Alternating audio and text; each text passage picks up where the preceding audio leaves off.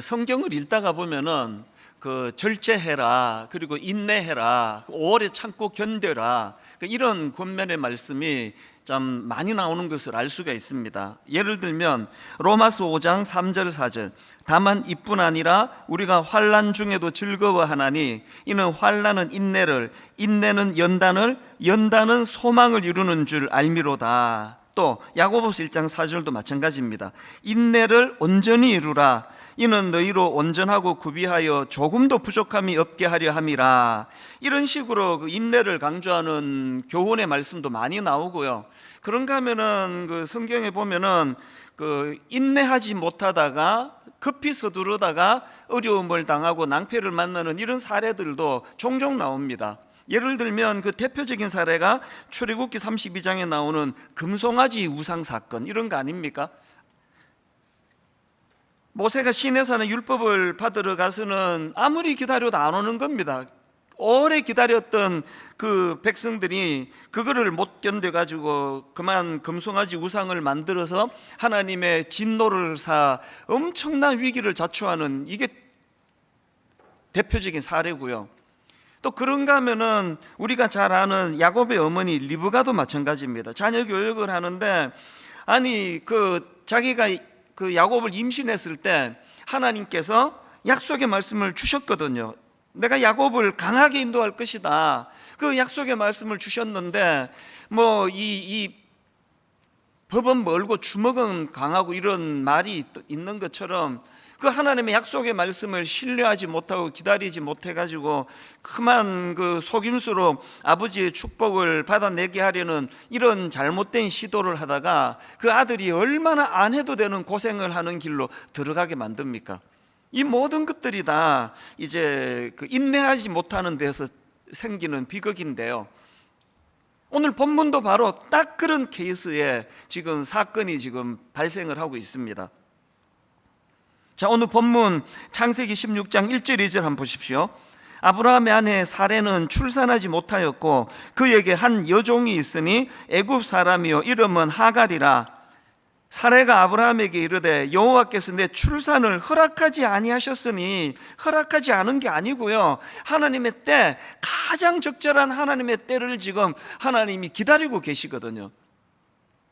근데 그 내면의 불신앙이 여호와께서 내 출산을 허락하지 아니하셨으니 원하건대 내 여종에게 들어가라, 내가 혹 그로 말미암아 자녀를 얻을까 하노라 하매 아브라함이 사레의 말을 들으니라. 지난주에 우리 살펴보지 않았습니까? 바로 앞 창세기 15장에서 하나님께서 친히 쪼갠 짐승 사이를 통과하시면서 당신의 존재를 걸고 내가 이 약속 지킨다, 그렇게 하나님께서 굳건한 약속의 말씀을 주셨는데도 불구하고 그만 인간이 갖고 있는 인내의 한계가 이런 것 같습니다.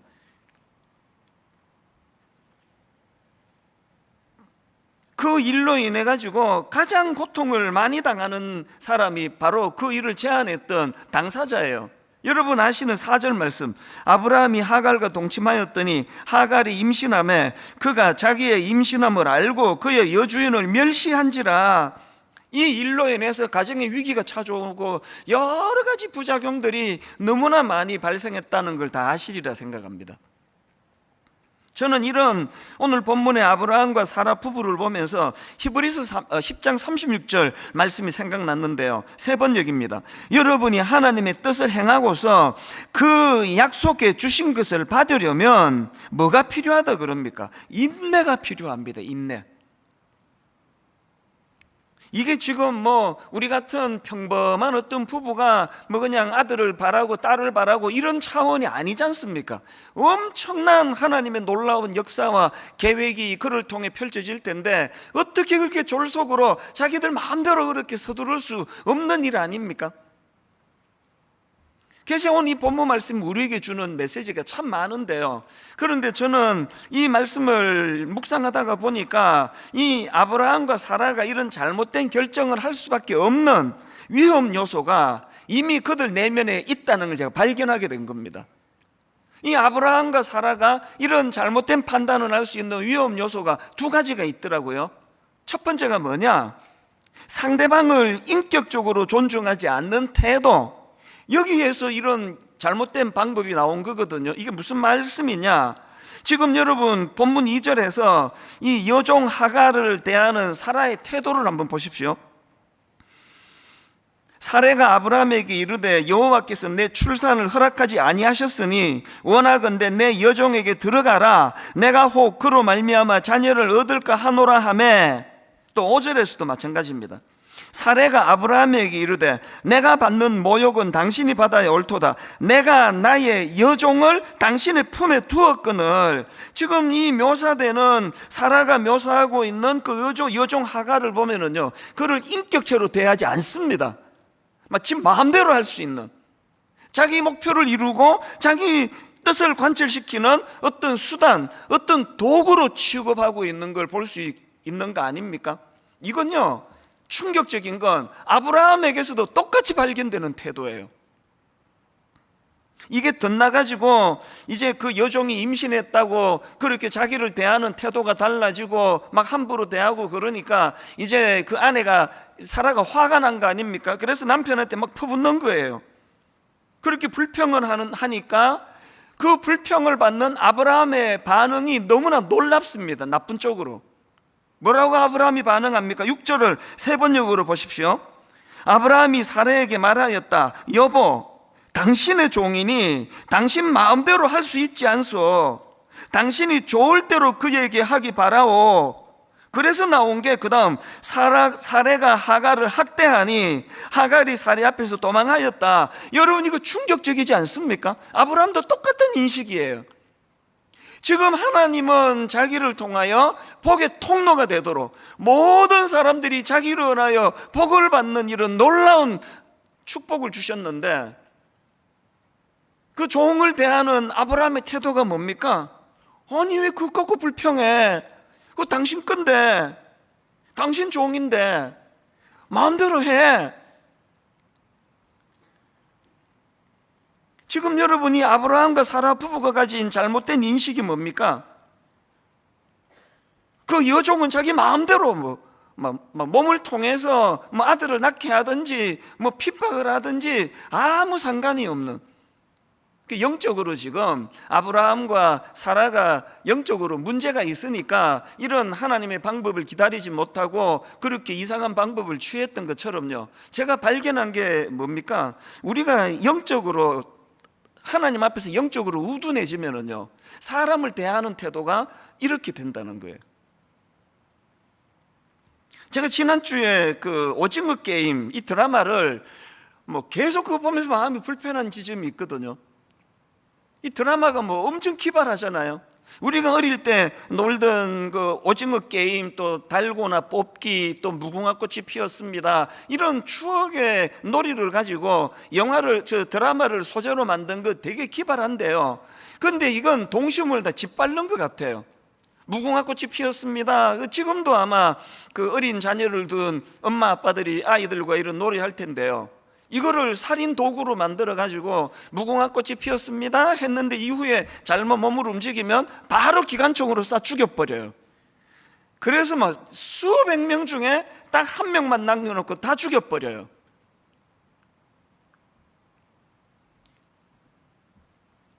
이런 드라마가 지금 전 세계에서 지금 1위다, 제일 많이 보는 드라마다, 화제를 일으킨다. 이게 지금 뭘 의미하느냐고요. 지금 우리들 머릿속에 이 사람 목숨을 경시하는 이런 거에 대하여 별로 놀라지도 않을 만큼 너무나 당연한, 이게 뭘 낳습니까? 여러분, 이거 미국에서 툭 하면은 총기 난사, 우리나라에서도 묻지마 살인, 이게 지금 다 그런 영향 아닙니까? 최근에 저희 동네에요, 그 슈퍼마켓이 규모가 작지 않은 슈퍼마켓인데요, 한 번씩 이제 물건을 사러 가서 이제 계산대 앞에 줄을 서고 또 그 계산대에서 수고하는 분들에게 인사도 하고, 이게 다 없어졌습니다. 왜냐하니까 그 동네 슈퍼마켓 계산대가 전부 이제 무인으로 다 바뀌어 버렸어요. 가끔씩 갈 때마다 그 마음의 허전함을 금할 수가 없습니다. 줄 서가지고 그 앞에 종업원하고 손님이 대화 나누는 것도 또 듣기도 하고, 제 차례가 되면은 뭐 짧은 간단한 말이지만 아이고 수고가 많으십니다, 오늘은 뭐 컨디션이 좋으신가요, 이런 간단한 인사말이라도 나눌 다 없어지고요. 모든 사람들이 그 침묵에 뭐 사랑과 인격적인 게 이게 필요 없어졌습니다. 이게 저는 이 씁쓸함을 금할 수가 없는 거예요. 옛날에는 그 식당에 가면은 걔도 뭐 설렁탕 한 그릇 주세요, 뭐 맵지 않게 주세요. 이제 점점 없어집니다. 이 기계로 다 해요. 기능적으로 자꾸 사람을 대하는 이런 현실 속에서 우리가 하나님의 사람이라고 하는 이 특징을 어디서 나타낼 수가 있다고 생각하십니까? 예수 믿는 우리조차도 여러분, 우리가 사람들을 대하고 사람들을 상대할 때 기능으로만 대하는 것, 저는 1만 순도 파송 운동을 앞두고 29명의 예비 담임 목사님에게 신신당부하는 게 몇 가지가 있는데, 그 중에 하나가 뭔지 아십니까? 우리 거래 관계로 만나지 말자.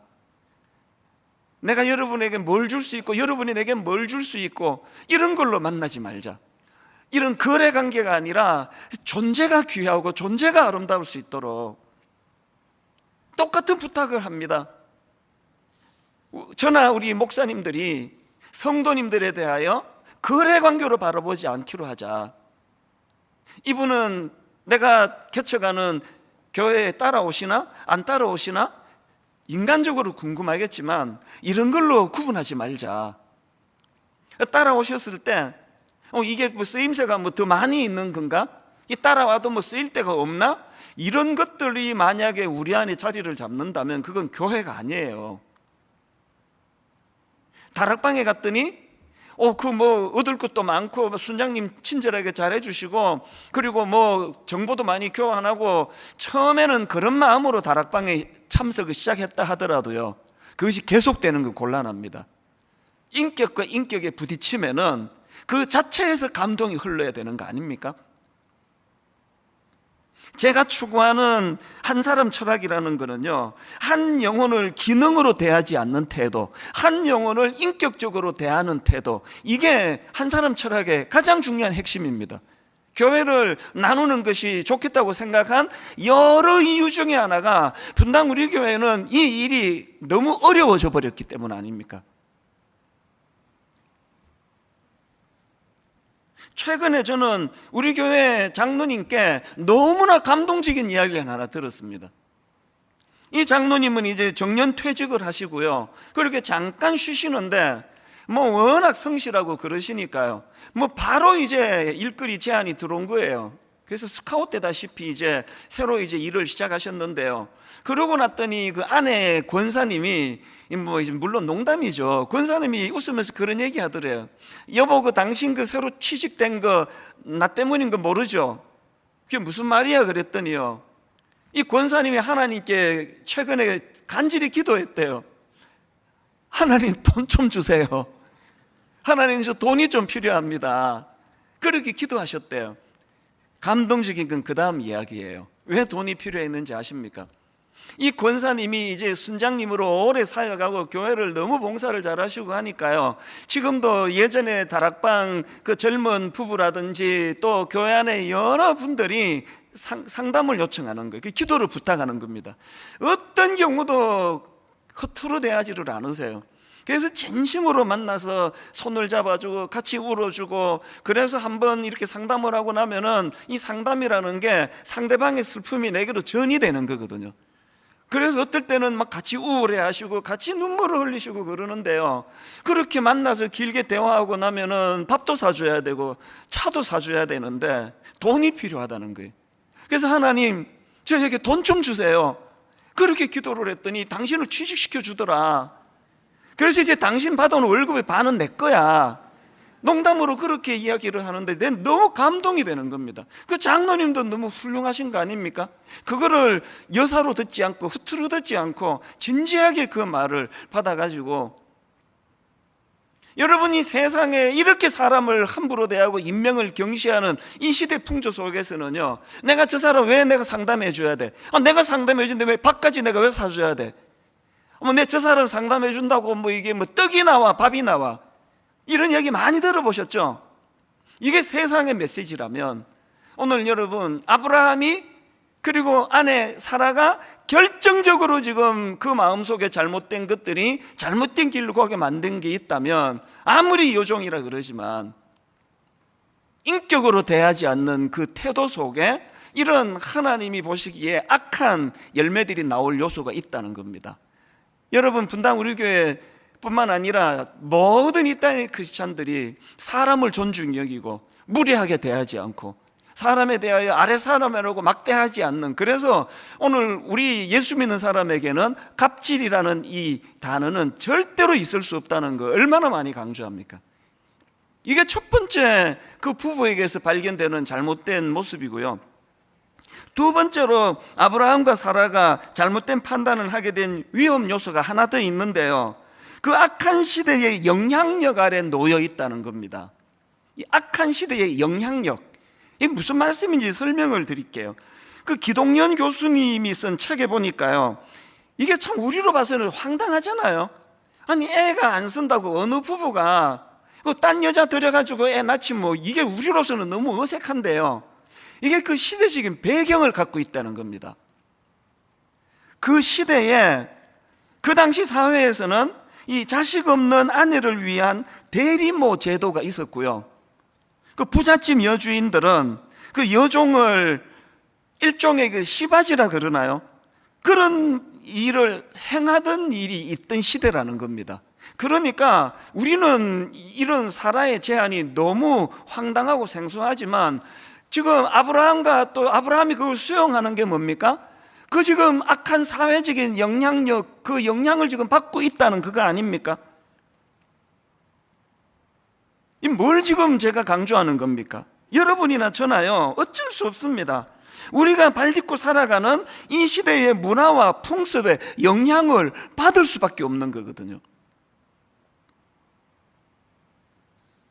낸시 피어시가 쓴 내 몸을 사랑하라, 이런 제목의 책이 있는데요, 그 책에 굉장히 중요한 한 가지를 설명하는 대목이 있습니다. 팀 켈러, 뉴욕에서 목회하셨던 팀 켈러 목사님 그 글을 하나 인용하는데요, 글 제목이 전사인가 도시인인가 이렇습니다. 이게 지금 비유로 상징적으로 무슨 실험을 제안하는가 하니까, 이제 영국의 앵글로 삭슨 전사 AD 800년, 그러니까 지금부터 천 몇백 년 전입니까? AD 800년 때 활동했던 앵글로 삭슨 전사가 하나 있고, 그리고 오늘 이 시대 영국 맨하탄에 사는 청년이 하나 있습니다.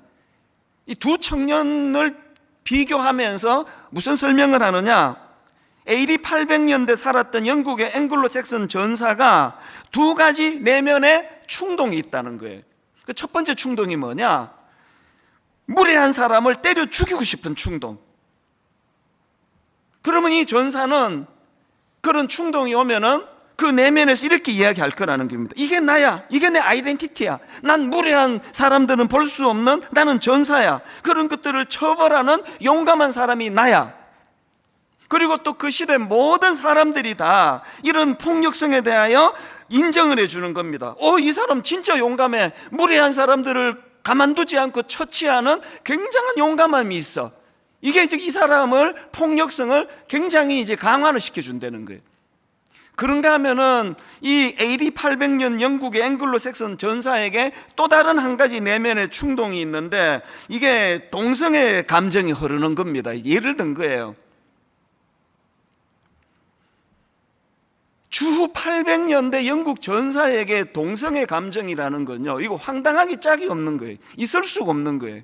이건 전사, 남성성을 강조하던 그 시대에 이거는 너무 당황스러운 거예요. 그러면 그 남자가 뭐라고 말하느냐 하니까, 이건 내가 아니야, 이건 내 모습이 아니야, 이거는 막 부인하는 겁니다. 나는 이 충동을 억제할 거야, 난 이거 반드시 이겨낼 거야. 이게 이제 800년 전 앵글로 삭슨 전사고요, 똑같은 충동을 현재 뉴욕 맨하탄에 살고 있는 청년에게 있다고 가정을 해보자는 겁니다. 이 청년이요, 지하철을 타고 가거나 길을 가거나 무례한 사람을 보면 죽이고 싶은 거예요. 이걸 내가 이제 죽여버리고 싶다고. 그러면 그 뉴욕에 사는 남자가 어떻게 반응할까요? 이 분노 조절 프로그램을 통해 내가 이게 치료를 받아야 돼. 근데 이러다가 이제 그 사고 치르겠다. 엄청 억누르는 거예요. 그 뉴욕 사는 청년이에요. 이게 나야. 이게 내 아이덴티티야. 이렇게 말하지 않는다는 겁니다. 뭘 말하는지 아시겠죠? 지금 이 설명이 가르쳐주는 포인트는요, 그 시대에 영향을 받을 수밖에 없다는 거예요. 그리고 그게 절대 진리라 말할 수 없다는 겁니다. 그 책에 보면은요, 미국 사회에서 스며들고 있는 이 두 비유가 지금 너무나 현실적인 고민. 심지어는 어느 지역은 초등학교 안에 초등학교 아이들 사이에서 나 레즈비언이야. 초등학교 5학년 6학년 아이들이 난 여성 동성애자야. 너 내 파트너가 돼줄래? 너 내 친구가 돼줄래? 이런 이야기가 오가고 있는 게 미국 현실이라는 겁니다.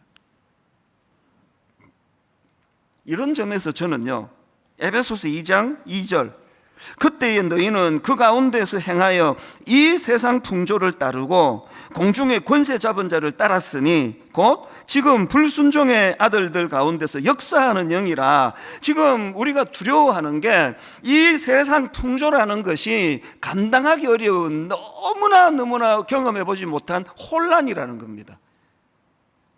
에베소서 4장 14절 이는 우리가 이제부터 어린아이가 되지 아니하여 사람의 속임수와 간사한 유혹에 빠져 온갖 교훈의 풍조에 밀려 요동하지 않게 하려 함이라. 이제 이런 말씀은요, 어린애같이 미숙한 어떤 몇몇 사람에게만 해당되는 게 아니라 목사인 저를 위시해서 우리 모두에게 해당되는 말씀이에요.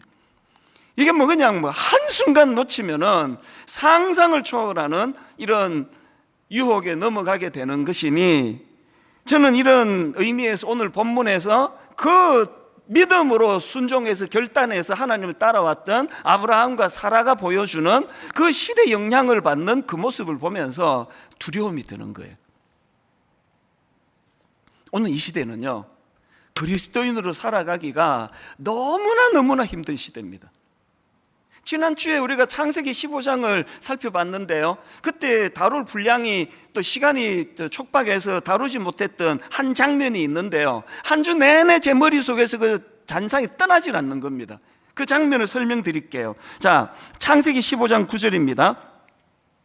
여호와께서 그에게 이르시되 나를 위하여 3년 된 암소와 3년 된 암염소와 3년 된 숫양과 산비둘기와 집비둘기 새끼를 가져올지니라. 하나님이 이렇게 명하셨고 아브라함이 거기에 순종해서 준비합니다. 그게 10절입니다. 아브라함이 그 모든 것을 가져다가 그 중간을 쪼개고 그 쪼갠 것을 마주대하여 놓고 그 새는 쪼개지 아니하였으며, 이렇게 하나님 말씀에 순종해서 만반의 준비를 다 해놨는데 하나님이 안 오세요. 오셔야 될 하나님은 안 오시고요. 그 다음 11절 한번 보세요. 솔개가 그 사체 위에 내릴 때에는 아브라함이 쫓았더라. 이 장면이 떠나질 않는 겁니다. 그리고 났더니 12절 해질 때에 아브라함에게 깊은 잠이 임하고 큰 흑암과 두려움이 그에게 임하였더니, 여기 나오는 솔개는요, 부정한 짐승이에요. 방치하면 안 되는,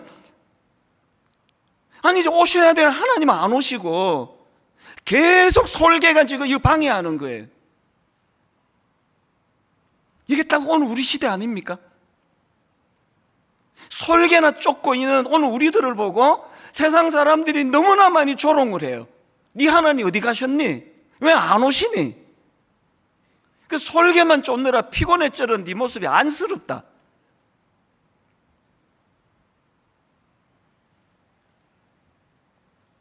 12절에서 해질 때에 아브라함에게 깊은 잠이 임하고 큰 흑암과 두려움이 그에게 임하였더니, 이것이 오늘 우리의 현실이고요. 이 솔개의 공격은 점점 더 극심해질 터인데 우리가 바라고 우리가 소망하는 게 뭡니까? 이 17절 아닙니까? 해가 져서 어두울 때에 연기 나는 화로가 보이며 타는 횃불이 쪼갠 고기 사이로 지나더라. 지난주 말씀 기억하십니까? 드디어 임하신 그 하나님께서 두려워 떨고 있는 그 아브라함을 향하여, 그 흑암으로 두려워하는 그 아브라함을 위하여 불로 임하시는 그 하나님께서 친히 쪼갠 짐승 사이를 지나시며 내 존재를 걸고 너에게 약속하마. 그래서 오늘 설교 제목이 믿음의 다른 말은 기다림이다. 우리 이 사실을 잊으시면 안 됩니다. 믿음은 기다림이에요. 히브리서 10장 23절 세 번역입니다. 또 우리에게 약속하신 분은 신실하시니, 우리에게 약속하신 분은 신실하시니 우리는 흔들리지 말고 우리가 고백하는 그 소망을 굳게 지킵시다. 내면에 두려움이 있을 때 이런 말씀을 묵상하시면 좋습니다.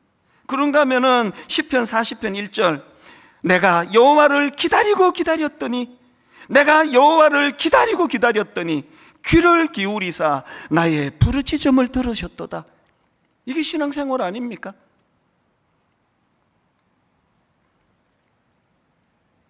지난주에 그 맨 마지막에 보여드렸던 골판지 간증, 한 주 내내 그 얘기를 들었습니다. 많은 분들이 우셨대요. 우선 코로나 이전에 우리가 했던 그 골판지 간증을 보니까 막 본당에 꽉 차 있는 성도들을 보니까 우리가 이랬던 적이 있었구나. 너무 가슴이 벅찬 거 아닙니까?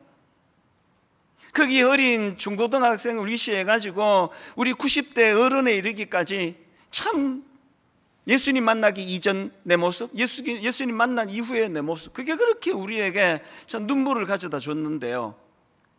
그 중에 그 초신자셨던 한 분의 간증 기억하시죠? 예수님 만나기 전 10년 전 회사 부도, 빚 보정으로 인한 신용 불량, 하반신 마비라는 지체 장애자가 되어 이로 인해 삶의 희망을 잃어 자살 충동에 시달렸습니다. 예수님 만난 후 이 골판지를 넘기시고는 만남의 축복과 공동체 보살핌 아래에서 다시 희망을 찾고 뚜렷한 목적을 갖고 살게 되었습니다. 지난 주 중에요, 이분이 홈페이지에다가 글을 올리셨어요. 게시판에 올린 글 제목이 이렇습니다. 강도 만나 급한 죽어가던 저를 살리신 하나님의 은혜. 그리고는 사진은 올리고 좀 더 자세하게 거기다가 당시를 설명을 해. 이분이 한번 들어보세요. 비포, 예수님 만나기 이전, 부친 회사 부도, 신용불량자, 실업자, 지체장애자, 자기 비하, 술과 담배, 야동 중독, 삶의 기쁨 전혀 없음, 자살 충동, 삶의 만족도 10점 중 1 혹은 마이너스 3점. 애프터, 예수님 만난 이후, 모 구청 보건소 정신건강 담당, 서울시장 표창 우수 생명 지킴이, 자살 유가족 동료 지원 활동가, 중앙자살예방센터장 최우수상, KBS 채널 A 방송 출연, 삶의 만족도 10점 중 15점. 이것도 감동이 됐는데요, 저를 뭉클하게 만든 건 이분 글 댓글로 이분 아내분이 거기다가 글을 남기셨어요. 이게 정말 저를 많은 생각을 하게 만들었는데요, 그 아내의 댓글 한번 들어보세요. 남편의 그 감격적인 글을 보고는 그 밑에 이렇게 썼습니다. 몇 년 전 골판지 간증을 보니 그 후에 예상치 못했던 어려움과 슬픔을 겪었던 것들이 생각나서 더 안쓰러운 마음이 들었네요. 또 그런 파도를 겪으며 떠내려가지 않고 삶의 뚜렷한 목표라고 했던 그 목표를 잊어버리지 않고 뚜벅뚜벅 걸어올 수 있었던 것이 너무나 다행이고 감사한 마음이 들어요. 다락방, 제자반, 찬양대, 또 오가며 만났던 우리를 위해 기도해 주시고 위로와 격려를 해 주신 많은 분들로 세 겹, 네 겹, 네 겹 꽁꽁 싸매어 우리의 삶을 견인해 주신 주님 감사합니다. 저는 이게 왜 감동이 됐느냐, 두 가지 감동이에요. 이게 그저 일어난 일이 아니구나. 이게 그냥 막 그 골판지 한번 들고 나면은 막 그때부터 고생 끝, 행복 시작, 이게 아니고요. 그렇게 결단하고 나면은 그 솔개들의 공격은 더 많아져요. 솔개들의 유혹이 너무 많아져서 이 아내가 보기에 남편이 너무 안쓰러웠다 그러잖아요. 그걸 이겨냈기 때문에 그 인내가 이런 아름다운 삶의 결과를 가져왔다. 두 번째 우리가 알게 된 게 뭡니까? 교회 공동체가 말입니다. 성가대가 말입니다. 함께 동역하는 주변 사람들이 말입니다. 모든 분들이 힘을 합해가지고 그를 도와주고 그를 보살펴주고 용기를 건네주고, 다락방에서, 제자반에서 이게 교회라는 겁니다. 그 한 믿음 어린 형제를 세워가기 위하여 그 소중한 마음으로 그를 보듬어 세워나가는 공동체, 이게 교회라는 거예요.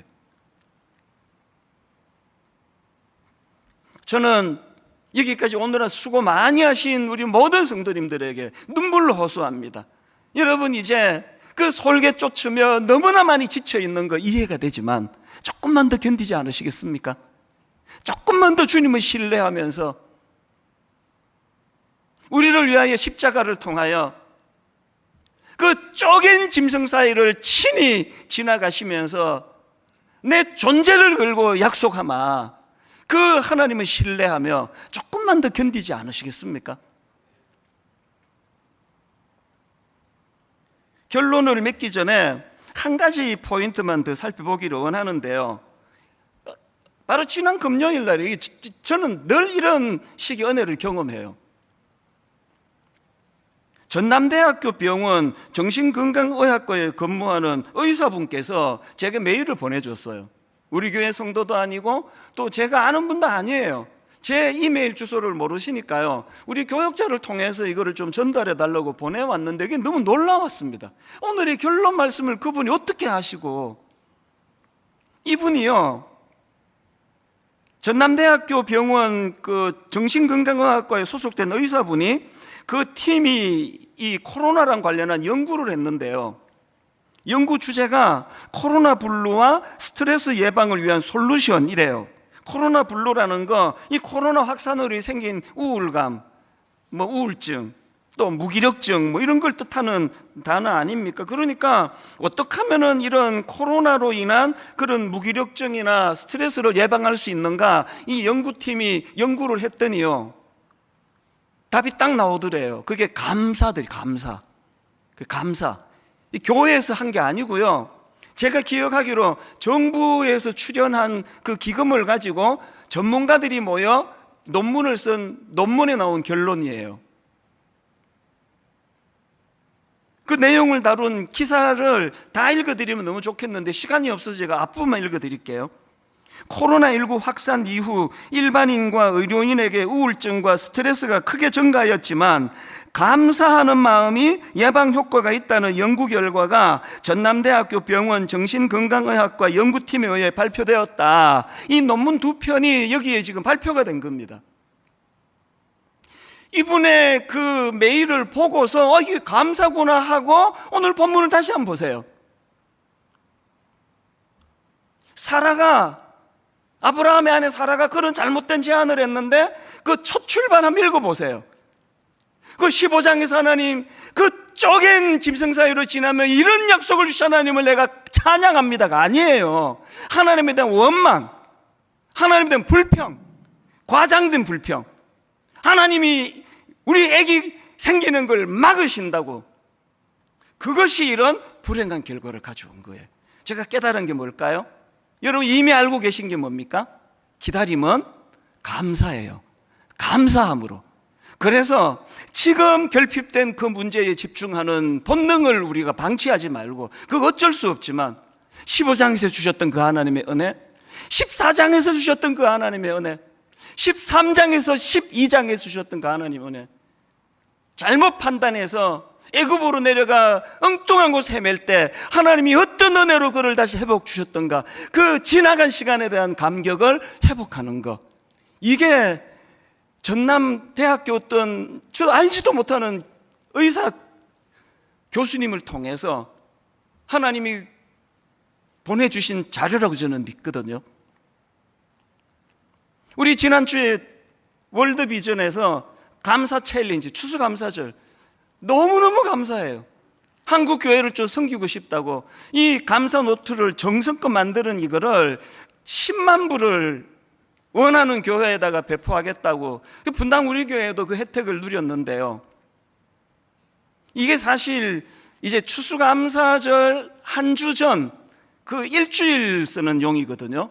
하나님이 제 마음에 3주까지 기다릴 게 뭐가 있냐고, 내일부터 하시자고요. 내일부터 시작하자고요.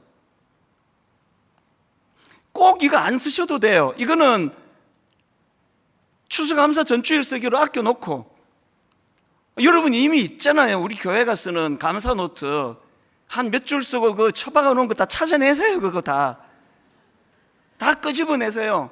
그리고 우리 3주 동안에 이 월드비전에서 하는 감사 챌린지가 이게 참 의미가 있는 게요, 요일마다 감사 무기가 다 달라요. 우리 홈페이지 들어오시면 그 내용 다 알 수 있습니다. 이런 겁니다. 월요일에는 나에 대하여, 화요일에는 가족에 대하여, 수요일에는 교회에 대하여, 목요일에는 이웃에 대하여, 금요일에는 환경에 대하여, 토요일에는 하나님에 대하여 묵상하고 감사를 찾자는 겁니다. 홈페이지 오셔서 다운받아 가시고요, 요령을 배워 가시고요. 이거가 3주 모아지니까 신기하게 100감사가 됩니다. 100감사. 저절로 100가지 감사가 나와요. 도전해보지 않으시겠습니까? 여러분, 당장 오늘 저녁부터 우리 가족 행복밥상 조금 느슨해진 가족들 다시 모이셔서 우리 이제 오늘 저녁, 주일 저녁부터 연말까지 매주마다 한 주를 돌아보며 감사로 마무리 짓자. 감사로. 결론을 이 말씀으로 맺기 원합니다. 히브리서 10장 36절. 너희에게 인내가 필요함은 너희가 하나님의 뜻을 행한 후에 약속하신 것을 받기 위함이라. 다 오셔가지고 쏟아버리는 어리석은 인생이 아니라 기어이 약속을 성취하시는 그 하나님의 은혜를 풍성히 누리시기 위하여 좀 더 힘을 내시고, 좀 더 인내하시고, 좀 더 기다리시면서 감사로 이것들을 잘 이겨내심으로, 그래서 하나님 약속하신 것을 받기 위함이라, 이 말씀이 성취되는 믿음의 성도님들 되시기를 주님 이름으로 축원합니다.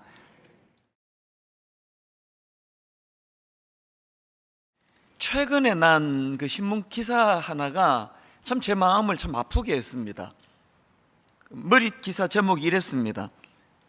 세상이 두려워요. 은둔 청년. 전국에 51만 명. 이 기사 내용을 보니까 지금 그 외부와 단절된 채로 그 방에만 갇혀 살아가는 은둔 청년이 사회 문제로 지금 부상하고 있다는 겁니다. 그러면서 이렇게 은둔 청년이 늘어나는 이유가 뭐냐? 이 길어지는 취업난, 또 승자, 패자만 존재하는 경쟁적인 사회 분위기, 뭐 이런 것들이 청년들을 그렇게, 은둔 청년들을 몰고 가고 있다, 그런 내용이었습니다. 한국청소년정책연구원 조사에 따르면은 우리나라 청년의 4.7%가 이 같은 은둔 청년에 해당된다 그러는데, 이게 숫자로 보니까 무려 51만여 명이라는 게 어마어마한 숫자 아닙니까? 그 사실 이 은둔형 외톨이, 이 용어는요 1990년대 일본에서 나타난 현상을 설명하는 용어였습니다. 그래서 그런 기사를 볼 때마다 아이고 뭐 일본이 뭐 돈은 잘 버는지는 몰라도 그 엉망이네 나라가, 뭐 이런 생각을 하면서 기사를 봤는데, 이런 현상이 지금 우리나라에서 점점 확산되고 있는 추세라 그러니 이게 얼마나 슬픈 이야기입니까? 그 일본에 기반을 둔 은둔 청년 지원단체 그 한국 지부가 있다는데, 거기서 일하는 분의 분석한 글을 읽으니까 이런 내용이었습니다. 한국, 중국, 일본 이 세 나라 모두 능력이 있어야 인정받을 수 있는 능력주의 사회인데, 한국과 일본은 지금 경제 불안까지 겹쳐서 기회마저 없는 사회, 이런 사회를 우리 청년들이 살아가다 보니 점점 마음에 좌절이 또 낙심이 커지는 그런 현상을 설명하고 있는 내용이었습니다. 저는 이런 가슴 아픈 기사를 보면서 지금 분당 우리 교회 드림센터 사회화는 이게 정말 하나님 우리가 환원하는 이 건물에서 강도 만난 이웃을 돕는 공간이 되기를 원하는데, 이런 은둔 청년을 포함하여 너무나 갈 바를 모르는 우리 젊은이들, 그리고 수많은 강도 만난 같은 분들을 정말 잘 섬기는 공간이 되기를 원합니다. 이게 뭐 기도가 저절로 나오는 거 아니겠습니까? 어쨌든 저는 그 세상이 두려워요. 은둔 청년 전국에 51만 명, 그 기사를 보고 나니까요, 오래 머릿속에 그 잔상이 남아서 참 마음이 그때 안 좋고 기분이 별로 좋지 않았던 기억이 나는데, 그러나 사실은 여러분, 이런 은둔 청년만 두려운 게 아닙니다. 이 땅을 살아가는 모든 사람들은 이 두려움으로부터 자유할 수가 없는 거 아니겠습니까? 그 교수님이 쓴 인간의 모든 감정, 이런 제목의 책이 있는데, 거기 보니까요, 이제 아기가 태어나잖아요. 그럼 아기가 태어나면 이제 5개월이 지나면서, 5개월부터 7개월이 지나면서 두려움을 느끼기 시작한다. 그런 전문가의 글이 있더라고요. 이 코로나19 터지기 전에 교회에 많은 우리 애기들이 교회를 방문하고, 가다가 이제 어떤 애기를 만나고 가면 모든 분들이 다 그렇지만 너무 예쁘잖아요. 그래서 한 번만 애기 한번 안아봐도 돼요? 그러면은 이제 애기를 넘겨주거든요. 얼마 몇 초 있다가 바로 돌려줘야 돼. 주인한테. 주인이 아니라 그 애기 엄마한테. 왜 바로 그 애기 엄마한테 애기를 되돌려줘야 됩니까? 막 자지르듯이 우니까요. 참 그 어린 아기가 세상을 뭘 알길래 그 엄마 품을 떠나 낯선 사람이 자기를 나누면 거기에 벌써 공포를 느끼고 두려움을 느껴서 자지르듯이 우는 이게 인생입니다. 나이가 좀 들고 이제 체면이 있고 그래서 그 어린애처럼 막 대놓고 울지 못해서 그렇죠. 우리 모두도 그렇게 두려운 거예요. 이 땅을 살아가는 모든 사람들이 이 두려움이라는 감정을 벗어날 수가 없는 거거든요. 그러다 보니까 성경에 보면은 하나님께서 두려워하지 마라, 두려워하지 마라, 이 얼마나 자주 나옵니까? 어떤 분이 그다 세 봤는지 모르겠는데요, 성경에 두려워하지 말라는 말씀이 366번 나온대. 그래가지고 이제 1년이 365일 아닙니까? 그래서 매일매일 하나님의 두려워하지 말라는 이 말씀을 들어야 사는 게 그게 우리 인생이다, 이런 식으로 설교하는 거 다 들어보셨을 것입니다. 오늘 본문에서도 지금 하나님께서 아브라함에게 똑같은 말씀을 하십니다. 자, 오늘 본문 창세기 15장 1절입니다. 이후에 여호와의 말씀이 환상 중에 아브라함에게 임하여 이르시되 아브라함아 두려워하지 말라, 나는 너의 방패요 너의 지극히 큰 상급이니라. 지금 여러분, 아브라함이 엉뚱한 길로 가고 있는 거 아닙니다. 말씀에 순종해서 하나님이 원하시는 그 길을 걸어가고 있음에도 불구하고 이 말씀을 통해 알 수 있는 거, 여전히 아브라함은 불안한 거예요. 여전히 그 내면에 두려움이 있다는 겁니다. 제가 이 창세기 15장 1절을 묵상하다가요, 굉장히 흥미로운 한 포인트를 제가 찾게 됐는데요. 자, 15장 1절을 다시 한번 보십시오. 제일 먼저 시작하는 말씀이 이후에 여호와의 말씀이 환상 중에 아브라함에게 임하여 이르시되 아브라함아 두려워하지 말라. 여러분, 여기 나오는 이후에가 왜 맨 앞에 나올까요? 뭘 강조하는 겁니까? 이후가 언제입니까? 지난주 다 살펴봤잖아요. 아브라함이 자기 힘으로 절대로 이길 수 없는 그 전쟁을 하나님이 기적 같은 은혜로 말미암아 그 전쟁에서 승리하고 그렇게 포로로 잡혀간 조카 롯을 구해갖고 온 아브라함으로 치면 가슴 터질 것 같은 감격적인 그 순간이 그게 이후예요. 그 제가 이 이후에라는 이 말씀을 보면서 세상 깨닫는 게 뭐냐, 여러분, 아무리 겉으로 보기에 대단한 성공이 있고 화려한 조건을 갖추고 모든 사람이 부러워한다 하더라도 사업이 너무너무 잘 되고 그냥 모든 사람들이 부러워하는 것들을 다 갖추어도 여전히 두렵다는 거예요. 전쟁에서 질 때만 두려운 게 아니라 전쟁에 승리해도, 원하는 조카를 구해도 여전히 두렵다는 거예요. 그래서 제가 이 아브라함이 도대체 무엇 때문에 그런 두려움에 빠질 수밖에 없는가 보니까요, 겉으로 보여지는 그 표면적인 이유가 있고, 그런가 하면 또 하나 보다 심층적인 본질적인 두려움이 있더라고요. 표면적인 문제가 뭡니까? 왜 두렵습니까? 그 전쟁 자기 힘으로 이긴 거 아니거든요. 그러니까 언제 그들이 다시 정비해갖고 보복할지 모르는 거 아닙니까? 다시 그들이 보복하러 들어온다 할 때 나는 그런 힘을 갖추지 못했는데 현실적인 두려움이 있는 겁니다. 이게 우리 아닙니까?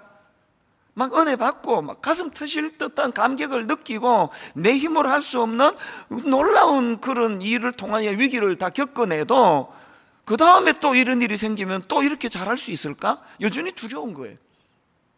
이게 아브라함을 두렵게 만들었을 거고요. 그런가 하면은 보다 근본적으로, 보다 심층적으로 아브라함을 두렵게 한 게 뭐냐? 오늘 본문에서 그 흐름을 쭉 보면은 금방 아브라함의 근원적인 두려움을 발견할 수가 있습니다.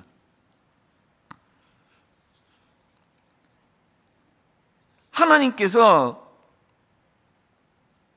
아브라함에게 1절에서 아브라함아 두려워하지 말라, 나는 너의 방패요, 너는 지극히 큰 상급이니라. 세 번역으로 아브라함아 두려워하지 말아라, 나는 너의 방패다, 너가 받을 보상이 매우 크다. 이 말씀을 주시자마자 바로 받아가지고 툭 튀어나온 말이 뭐겠습니까? 바로 그 다음 나오는 2절을 보십시오. 아브라함이 이르되 주 여호와여 무엇을 내게 주시려 하나이까? 나는 자식이 없사오니. 아브라함이 하나님께서 네가 받을 보상이 매우 크다 그러니까 그 말씀 앞에 나오는 반응이 이거예요. 보상 크면 뭐합니까? 물려줄 자식도 없는데. 지금 아브라함 내면에 무슨 두려움이 있는 겁니까?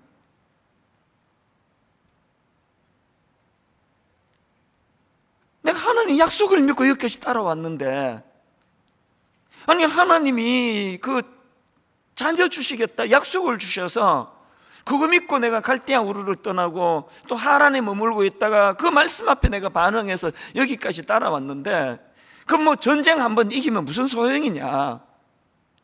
뭐 하나님이 많은 거 주신다 그러면 여전히 지금 근본적인 이 하나님의 약속이 성취되고 있지 않은데 이 두려움이 있는 거예요.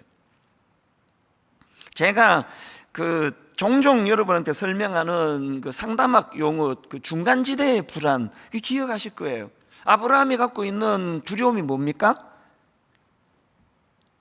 그 서커스 단원이 지금 그 큰 그 높은 데서 지금 줄을 타기를 하는데 그 중간지대의 불안이 뭐라 그랬죠? 자기가 의지하던 줄을 놨어요. 그래야 이제 저쪽 줄을 잡으니까. 자기가 의지하던 줄을 놨는데 아직 저기 있는 줄을 잡지 못하는 그 짧은 순간, 이게 중간지대의 불안이에요. 오늘 여러분 예수 믿는 우리 모든 사람이 겪고 있는 두려움이 이 중간지대의 불안 아닙니까? 영원한 하나님 나라 본향에서 온전히 하나님의 은혜를 누리며 사는 그거 지금 아직 일어나지 않았습니다. 순간순간 하나님 은혜로 여러 가지 위기를 모면하고 살아가지만 아브라함하고 똑같은 거 아닙니까? 그게 불안한 거예요. 그래서 오늘 본문에서 지금 아브라함은 이 미래에 대한 불확실성, 이 미래에 대한 불확실성 때문에 그렇게 마음에 두려움이 있는 걸 감정을 지금 노출을 시켰는데요. 근데 여러분, 이런 미래에 대한 불안한 두려움이, 상황이 이게 왜 위험한지 아십니까? 이 불투명한 미래에 대한 두려움을 안고 있는 그 사람들은요, 이 판단력이 흐려져요. 그 두려움이 우리의 상황 판단을 오판하게 만드는 거예요. 지금 아브라함을 보십시오. 본문 2절 다시 보십시오. 아브라함이 이르되 주 여호와여 무엇을 내게 주시려 하나이까? 나는 자식이 없사오니 나의 상속자는 이 다메섹 사람 엘리에셀이니이다. 여기 보니까요 2절에서 지금 아브라함이 조급한 게 느껴져요. 2절에서 자기가 지금 질문을 드렸잖아요. 하나님 무엇을 내게 주시려 하나이까? 그래 놓고는 하나님 답을 기다리지도 못하고 바로 3절에 또 자기가 답을 해요. 이게 대안입니다. 그 3절을 보세요. 아브라함이 또 이르되 주께서 내게 씨를 주지 아니하셨으니, 자기가 생각하는 대안, 내 집에서 길린 자가 내 상속자가 될 것이니이다. 지금 아브라함의 상태가 느껴지십니까? 불안하니까, 두려우니까 자기가 하나님께 질문을 던져놓고는 답 기다리지를 않아요. 기도는 기도대로 하고 자기 하고 싶은 대로 하고 사는 게 이거 우리 아닙니까?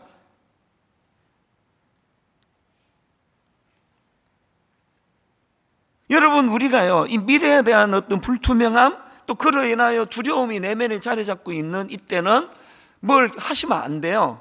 왜? 이게 상황 판단을 못하게 흐리게 만든다 그랬잖아요. 저는요 TV를 보다가 시사 프로그램 이런 거 보다가 진짜 가슴 아플 때가 있습니다. 조기 은퇴하셔가지고 막 퇴직금 받고 막 그동안 모은 돈 다 끌어모으고 그래가지고 이제 치킨집 하나 내야 되겠다. 그러다가 그냥 다 털어먹고 그래갖고는 지금 뭐 어쩔 줄 모르는 상황이 됐다. 이런 걸 제가 보면은요, 남의 일인데도 제 마음이 먹먹해요. 저 어떻게 해야 되나? 젊을 때는 다시 일어서기라도 하지. 그 퇴직하면서 모든 거 지금 다 이제 이거 어떻게 해야 되나? 꼭 그 나쁜 사람들은 이런 걸 악용하잖아요. 그래서 그냥 가문 이설에 그냥 퇴직금 다 모으고 막 통장 다 깨고 막 그래가지고 거기에 투자했다가 그 사기를 당하는 이런 경우를 보면은 마음이 너무 아파요. 왜 그렇게 귀가 얇아지고 그렇게 현명하고 똑똑하던 그분이 그런 일에 속아가지고 그냥 홀라당 재산을 다 까먹느냐 말씀드렸잖아요. 여러분, 막연한 미래에 대한, 불투명한 미래에 대한 두려움이 엄습할 때는 판단력이 흐려져요. 그래서 여러분, 그렇게 두려울 때는 뭐 빨리 결정하시면 안 됩니다. 그래서 저는 오늘 이 본문 말씀을 가지고요, 우리 삶에서 이런 미래의 불확실성, 이 불투명한 미래, 이런 거에 때문에 두려움이 올 때 꼭 기억해야 될 두 가지 대안을 여러분과 함께 나누고 싶습니다. 본문을 중심으로 해가지고요. 자, 여러분, 내면의 두려움이 몰려올 때 그때 해야 될 일, 첫째가 뭐냐? 그 문제를 하나님께 의뢰해야 돼요. 그리고 그 하나님께 의뢰하고 하나님으로부터 말씀으로 교정을 받아야 돼요. 왜? 분별력이 흐릴 때니까, 판단력이 흐릴 때니까. 오늘 본문에서 아브라함이 잘한 게 그거 아닙니까? 1절에서 하나님이 아브라함아 두려워하지 마라, 네가 받을 보상이 매우 크다 그러는데 맹목적으로 그냥 아멘. 여러분, 우리가 말씀 가운데 아멘으로 화답하는 거 좋은데요, 아무런 생각 없이 기계적으로 쿡 찌르면 아멘, 쿡 찌르면 아멘, 그 굉장히 위험한 겁니다. 아브라함은 그렇게 하지 않았습니다. 그럼 어떻게 보면은요, 굉장히 이게 무례한 것처럼 느껴질 정도 아닙니까? 하나님께서 네가 받을 보상이 매우 크다 그랬더니 그 말을 그 말씀을 받아가지고 2절, 아브라함이 이르되 주 여호와여 무엇을 내게 주시려 하나이까? 나는 자식이 없사오니 나의 상속자는 이 다메섹 사람 엘리에셀이니이다. 또 3절에서도 아브라함이 또 이르되 주께서 내게 씨를 주지 아니하셨으니 내 집에서 길린 자가 내 상속자가 될 것이니이다. 자기가 대안 다 갖고 있습니다. 그랬더니 하나님이 말씀으로 그 생각을 교정해 주시잖아요. 4절, 여호와의 말씀이 그에게 임하여 이르시되 그 사람이 너의 상속자가 아니라 너의 몸에서 날짜가 내 상속자가 되리라 하시고, 하나님이 교정해 주세요. 하나님이 지침을 내려주세요. 오늘 예수 잘 믿는 사랑하는 성도 여러분, 여러분의 여섯 동안의 삶 가운데 이 하나님의 말씀으로 인한 생각의 교정이, 잘못된 판단이 교정되는 일이 일어나고 있습니까? 예배 시간에 막 분당 우리 교회에서는 막 담임 목사 설교할 때 힘내라고 막 아멘 아멘 하는 거, 그거 원하지 않습니다. 생각하시라는 생각, 깊이 돌아보시고 묵상하시고, 우리 삶 속에서 뭐 교회 아무리 오래 다니면 뭐합니까? 말씀으로 생각을 교정해 주시고 말씀으로 가야 할 바를 그 올바른 지침을 내려주시는 그 말씀의 능력을 경험하지 못한다면 그 무슨 재미로 신앙생활을 하느냐는 거예요. 여러분이 너무나 잘 아시는 창세기 11장 4절 바벨탑 사건, 몇 주 전에 다루지 않았습니까? 또 말하되 자 성읍과 탑을 건설하여 그 탑 꼭대기를 하늘에 닿게 하여 우리 이름을 내고 온 지면에 흩어짐을 면하자 하였더니, 여러분 사실 그 홍수 이후에 그분들 이해가 되는 거 아닙니까? 홍수를 겪고 나니까 그 트라우마 얼마나 두려웠겠냐고 이해가 되는 거 아닙니까? 왜 높은 탑을 쌓았을까 추측해 보니까, 그래야 또 홍수 같은 게 오면 우리가 피할 수가 있는 거 아니냐, 너무너무 이해가 되고 공감이 돼요. 그러나 여러분, 바벨탑 사건 사람들이 치명적으로 저지른 잘못이 뭡니까? 아브라함이 했던 거, 하나님께 의뢰해야죠. 하나님, 홍수 이후로 우리 너무 두렵습니다. 이거 어떻게 하면 좋겠습니까? 인간의 원죄가 뭔지 아십니까?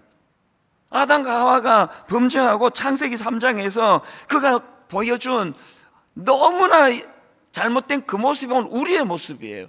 창세기 3장 8절, 그들이 그날 바람이 불 때 동산에 거니시는 여호와 하나님의 소리를 듣고 아담과 그의 아내가 이제 범죄하고, 보세요, 여호와 하나님의 낯을 피하여 동산 나무 사이에 숨은지라. 여호와 하나님이 아담을 부르시며 그에게 이르시되 네가 어디 있느냐. 이르되 내가 동산에서 하나님의 소리를 듣고 내가 벗었으므로 그 다음에 두려워하여 숨었나이다. 원죄의 가장 치명적인 게 이거예요. 하나님과의 단절, 숨어버리고, 지방식대로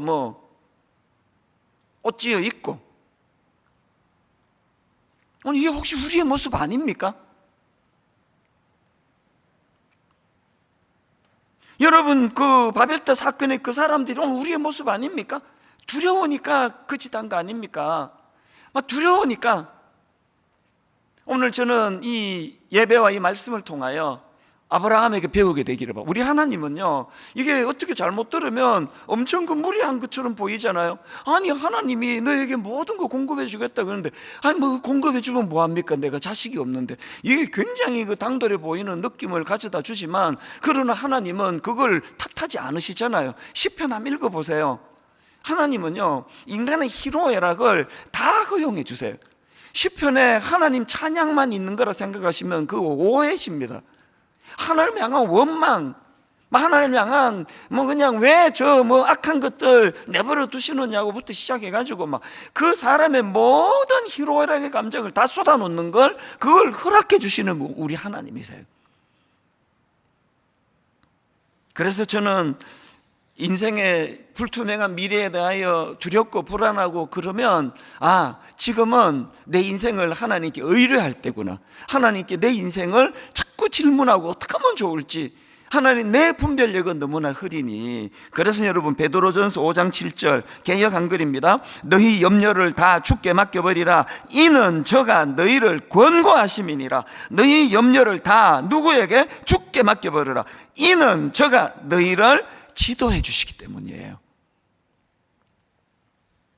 두 번째로요, 우리 내면에 두려움이 몰려올 때 대안이 뭐냐?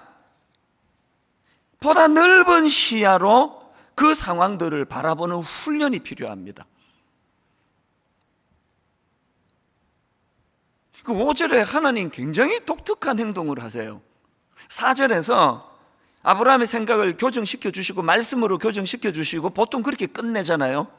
말씀으로 교정시켜 주시고, 그리고 5절에 보니까 그를 이끌고, 이게 굉장히 강렬한 표현이에요. 그를 이끌고 밖으로 나가 이르시되 하늘을 우러러 뭇 별을 셀 수 있나 보라. 또 그에게 이르시되 내 자손이 이와 같으리라.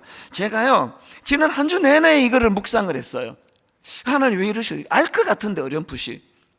왜 하나님은 말씀으로 다 주시고 평소에 안 하시던 그를 강렬한 표현으로 그를 이끌고, 그리고 밖으로 데리고 나가 하늘을 우러러 무별을 셀 수 있나 봐라. 네 저거 다 셀 수 있어? 왜 이러셨을까?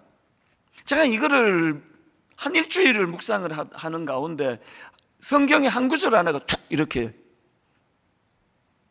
제가 이렇게 툭 떠올려진 성경 구절이 예레미야 32장 17절입니다. 세 번역입니다. 이 감탄사. 옛날에 우리 이런 거 갖고 이제 농담하고 그럴 때 이 바보 도 터지는 소리다, 그런 이야기를 했어요. 주 하나님 보십시오. 크신 권능과 펴신 팔로 하늘과 땅을 지으신 분이 바로 주님이시니. 그 다음 보세요.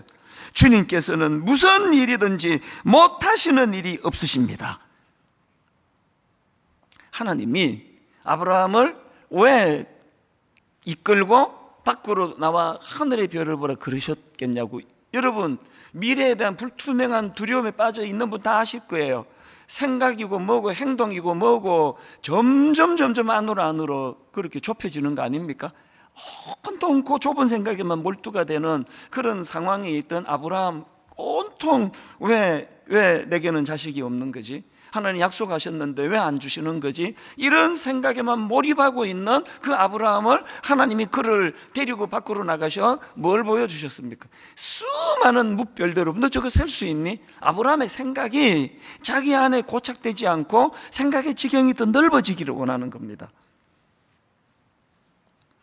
여러분 이런 거 저 따라 좀 하시면 좋은데요, 저는요 새벽에 일어나가지고 종종 창문을 열고 하늘을 올려다봐요. 지난 금요일도요 새벽에 일어나가지고 이제 하늘을 올려다보는데, 우선 뭐 요즘 공기가 새벽 공기가 너무 좋고요, 공기만 좋은 게 아닙니다. 하늘을 보니까 막 그 시골에서 보는 막 별이 쏟아지 이건 없어요. 별이 뭐 그렇게 선명하게 잘 보이는 건 아닌데, 지난 금요일에 막 달이 너무 아름답게 떴어요. 아름답게 달이 막 너무 둥글게 떠 있는 걸 제가 보는데, 영적으로 제가 이 리프레시가 느껴지는 거예요. 제가 그 하늘을 이렇게 바라보면서 독백이 나오더라고요. 이 기도도 아니고 독백이에요.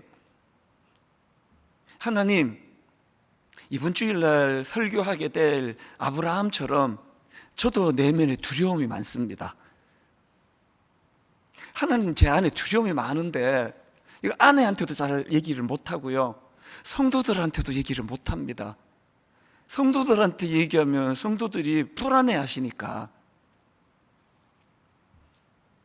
그 창문을 열고 바라본 그 하늘을 바라보면서 그 새벽에 제가, 하나님 저의 생각도 좀 넓혀주시면 좋겠습니다. 제가 우리 딸 아들한테 종종 하는 이야기 그거거든요. 너 이 책 제목 들어봤니? 세상은 넓고 할 일은 많다. 세계는 넓고 할 일은 많다. 나 그 책은 안 읽어봤지만 종종 나 그 책 제목이 영향을 미친다. 어떻게 니들은 행동 반경이나 생각하는 게, 아니 그 중학교 1학년 때 발견한 그 꿈 가지고 있다면 그거 온 세상이 그거 하나밖에 없는 것처럼 살아가면 그건 너 굉장히 나중에 후회하게 된다.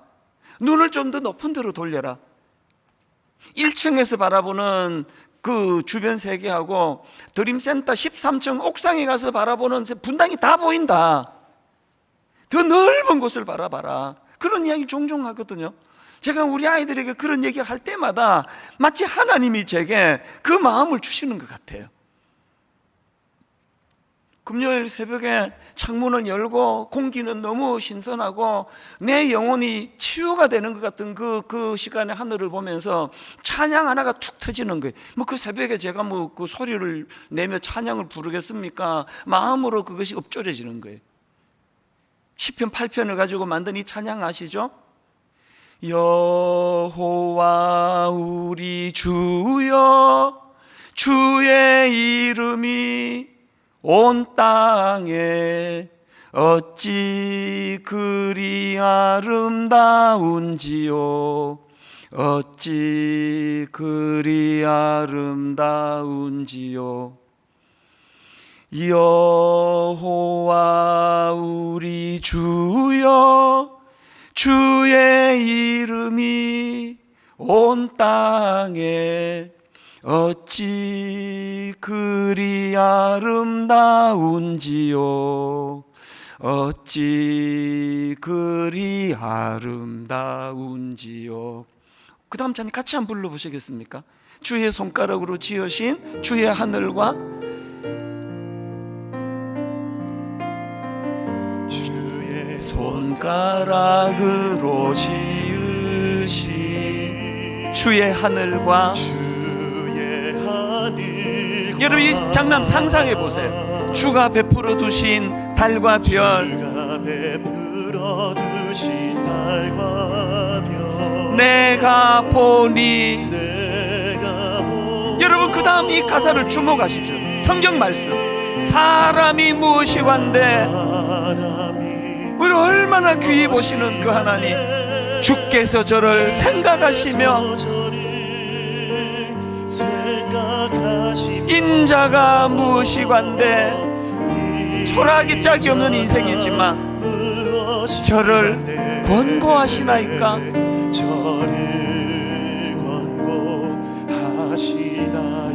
여호와 우리 주여, 여호와 우리 주 이름이 온 땅에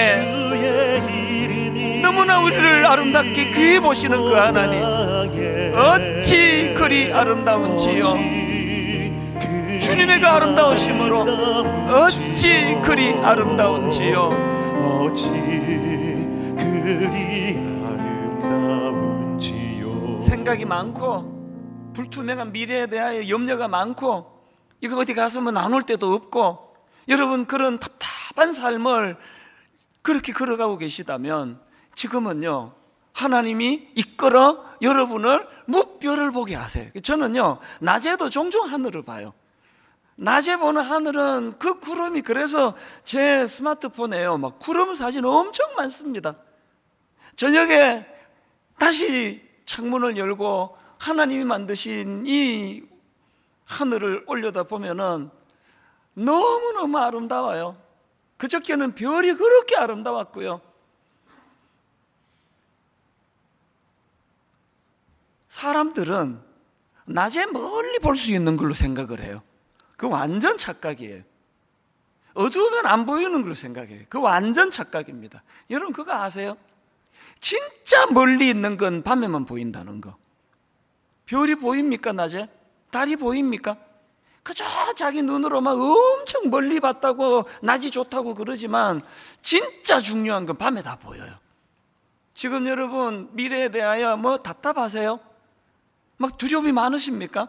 지금이야말로 하나님의 말씀으로 교정함을 받을 때고요. 지금이야말로 그 인생의 캄캄한 밤에 하나님의 일하심을 목도할 때라고 생각합니다. 혹시 여러분 그 고도원 원장님이라고 다 아시는지 모르겠는데 아실 거라 생각해요. 이분은요 이 메일이 처음에 이제 확산이 되던 그 시점에 고도원의 아침 편지 이런 타이틀로 매일 아침 주옥 같은 그 짧은 그런 글로 이제 메일을 보냈는데, 여러분 놀라운 건요 이 아침 편지 독자가요 거의 400만 명에 이르러 400만 명. 막 엄청난 일을 하신 분인데 지금 이분이 이제 재단을 만들어서 충주에 있는 산이에요. 그 한 7만 평 되는 땅에다가 깊은 산속 옹달샘 이거를 운영하고 계시는데요. 거기서 이제 대안학교를 하고 또 쉼터, 지친 사람들이 거기 와서 그렇게 쉼터 또 먹거리 이런 것들을 잘하고 있는 그런 곳이라서 지난주에 제가 가평우리 마을에 임정택 대표하고 같이 거기를 방문을 했습니다. 거기를 방문하고 전체를 둘러보고 그리고 이 고도원 대표님과 만나가지고 이제 하루를 같이 보냈거든요. 돌아오는데 얼마나 마음이 벅찬지를요. 제가 임정택 대표에게 이제 우리 가평 우리 마을 저곳이 진짜 쉼터가 되도록 할 수 있겠다. 한 개인이 저렇게 하시는데 마음에 막 꿈이 막 생겨지는 이분이요 연세가 70이십니다. 대화를 하는데 청년보다 더 큰 꿈을 갖고 계시는 거예요. 알고 봤더니 이분이요 장로님이세요. 시골 교회 목사님, 아버님이 목사님이셨어요.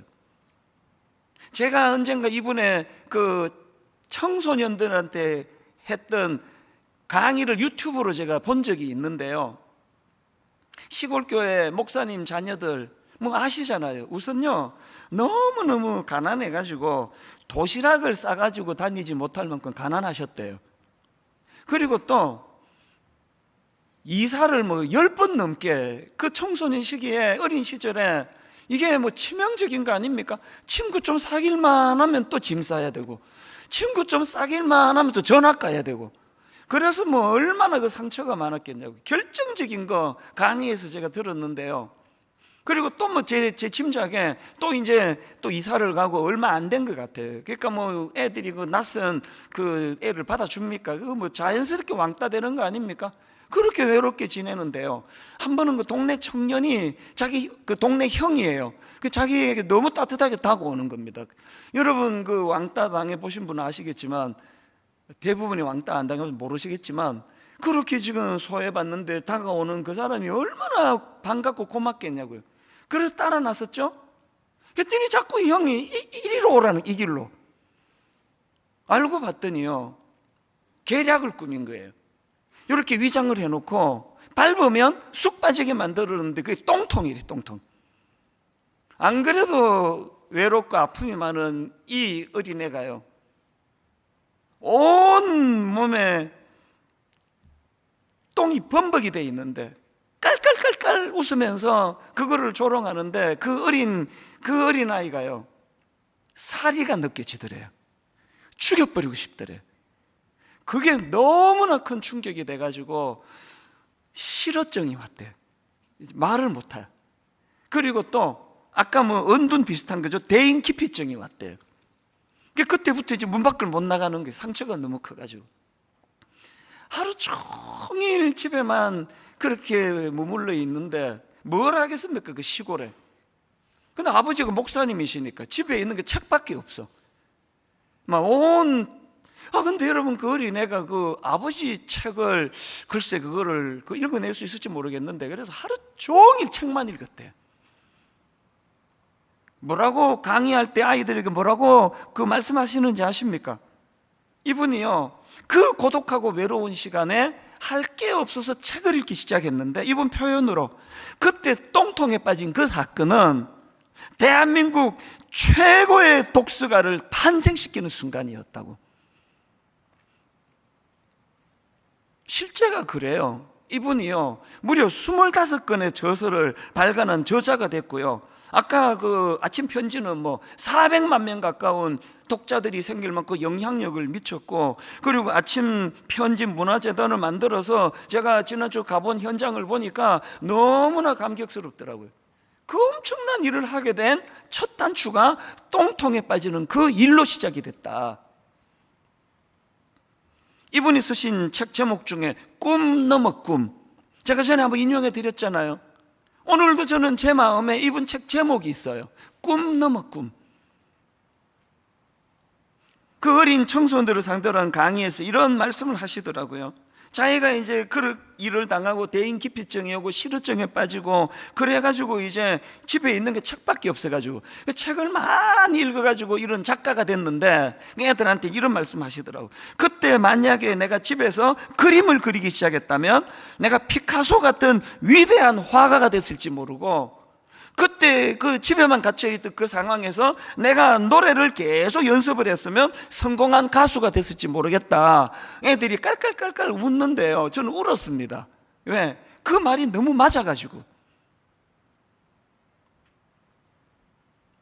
오늘 여러분이 캄캄한 어두운 밤을 만나고 불투명한 미래에 대한 두려움 때문에 잠을 이루지 못하고, 이 대표님처럼 실어증이 오고 대인기피증이 오고 이 정도로 어려운 고통은 아니라 할지라도 누구나가 다 아픔이 있고 누구나 다 상처가 있는데, 오늘 여러분 삶 가운데 그런 인생의 밤이 온다면 지금이야말로 하나님 말씀으로 교정을 받을 때고 지침을 받을 때고, 지금이야말로 우리의 생각이 확장될 때인 줄 믿으시기를 바랍니다.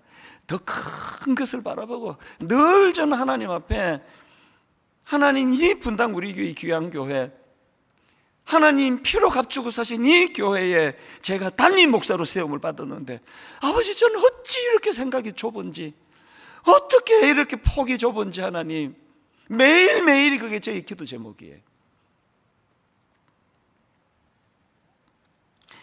결론을 저는 이렇게 맺기를 원합니다. 시편 42편 5절, 내 영혼아 너가 어찌하여 낙심하며 어찌하여 내 속에서 불안해하는가? 너는 하나님께 소망을 두라.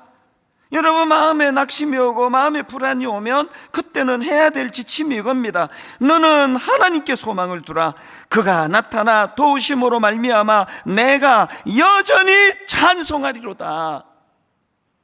방치하고 내버려 두지 마시고, 그때 여러분 생각으로 뭐를 판단해가지고 하는 그 굉장히 판단이 위험할 수 있다는 기억하시고, 그런가 하면 여러분 디모데후서 1장 7절, 하나님이 우리에게 주신 것은 두려워하는 마음이 아니요, 하나님이 우리에게 주신 것은 두려워하는 마음이 아니요, 세 가지를 주셨네요.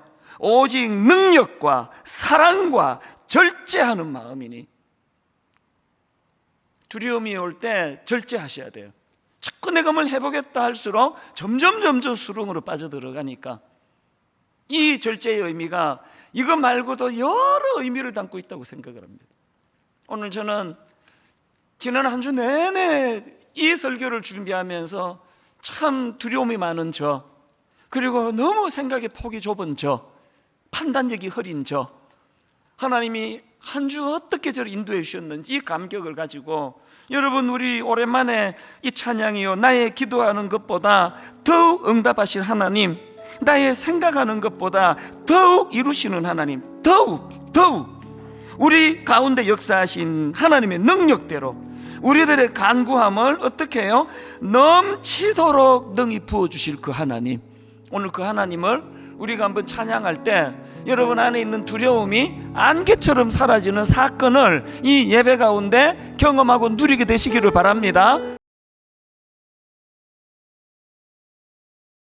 지금 우리나라에 이 인문학 열풍이 불고 있다, 이렇게 말씀을 드려도 과언이 아닐 정도로, 신간 서적을 봐도 그렇고 또 많은 그 인문학 인터넷 유튜브 강의를 봐도 그렇고 인문학에 지금 관심들이 굉장히 고조되어 있는 상황을 볼 수가 있습니다. 최근에 제가 이런 현상에 대한 강의를 들었는데요, 서강대 철학과 최진석 교수님의 강의였습니다. 이런 현상에 대해서 굉장히 저에게 메시지가 되는 그 포인트 하나를 제가 얻게 됐는데요, 이 현상이 흥미롭다는 겁니다.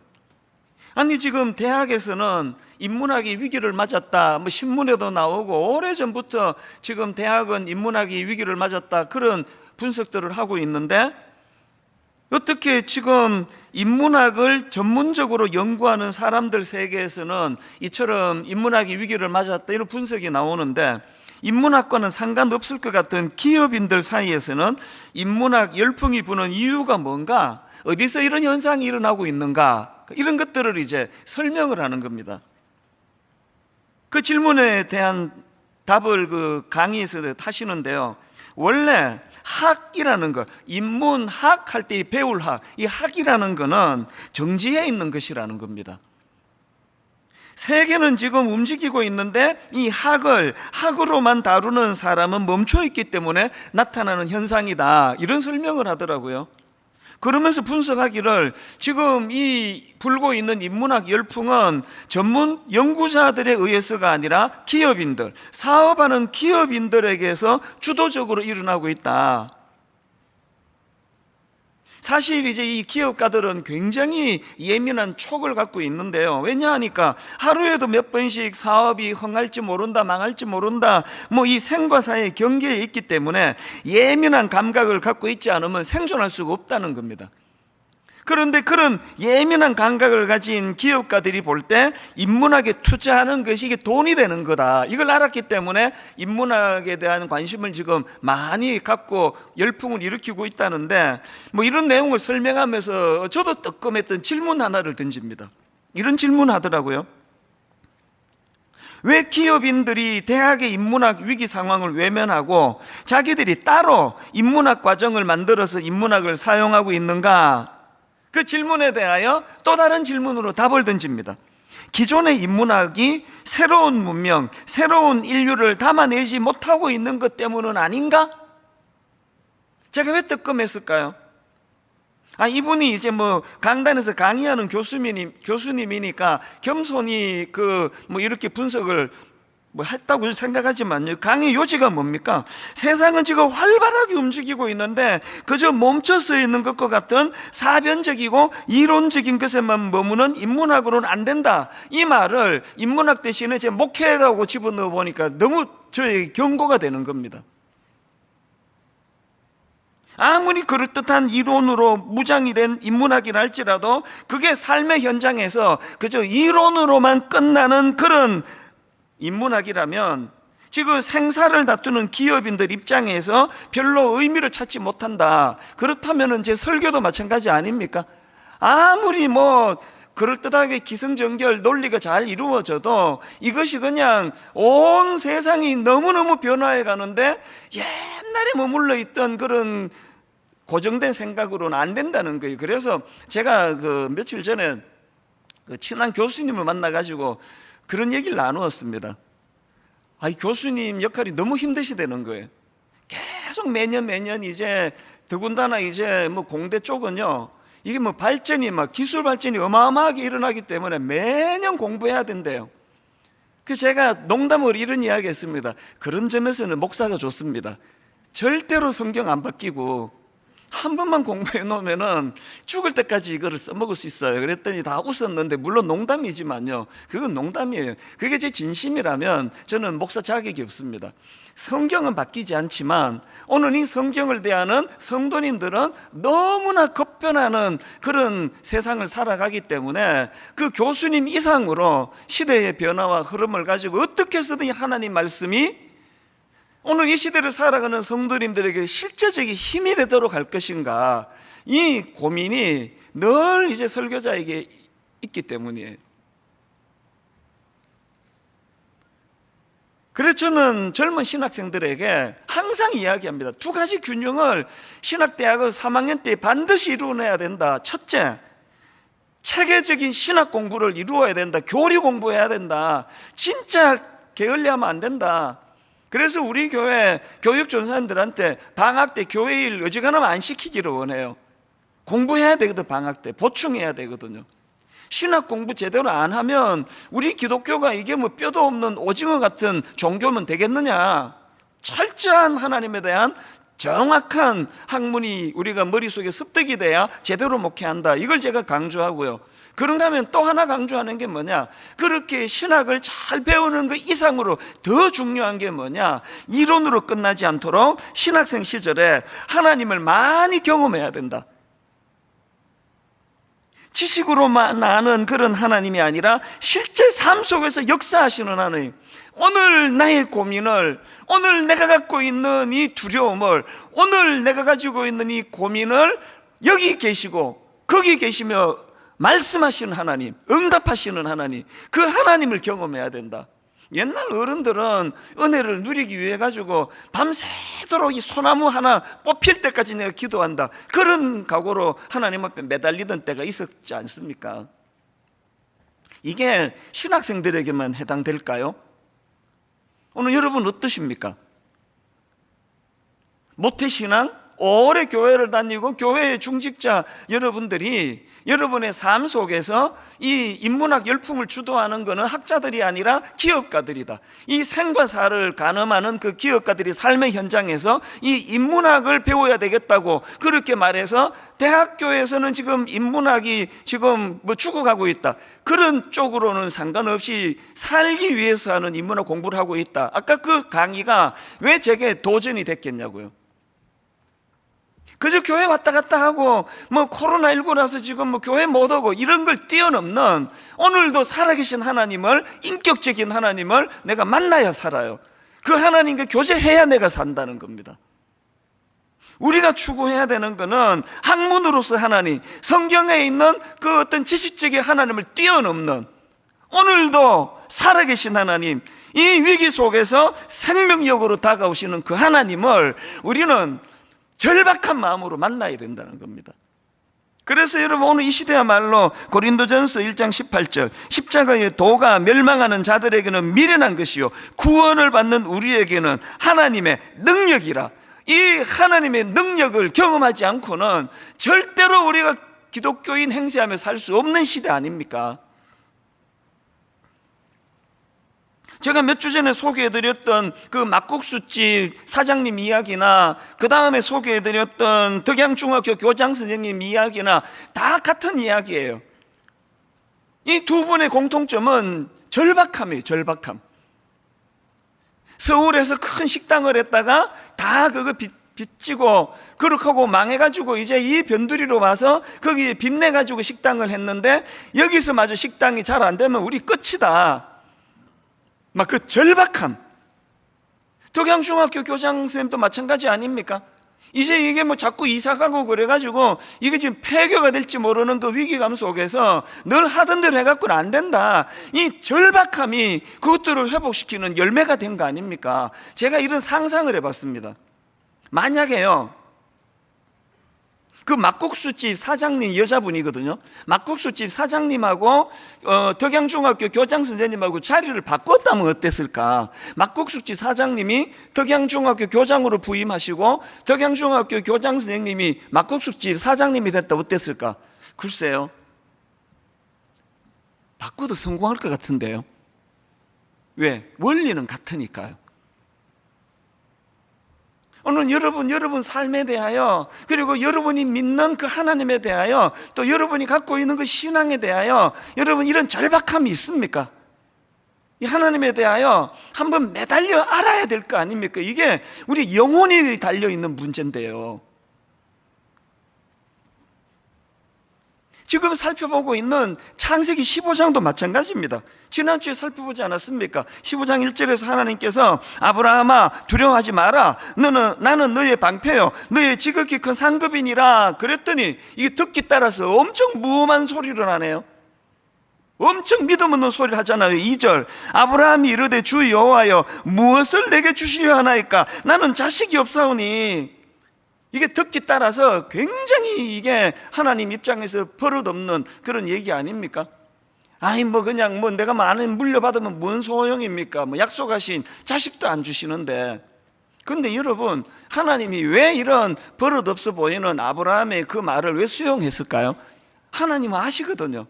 이게요, 아브라함이 지금 책상에 앉아가지고 성경 공부하면서 하나님께 그냥 비아냥거리는 얘기가 아니고요, 이 창세기 15장 2절 무엇을 내게 주시려 하나이까? 나는 자식이 없사오니. 이건요, 하나님을 향한 아브라함의 절규예요. 절규.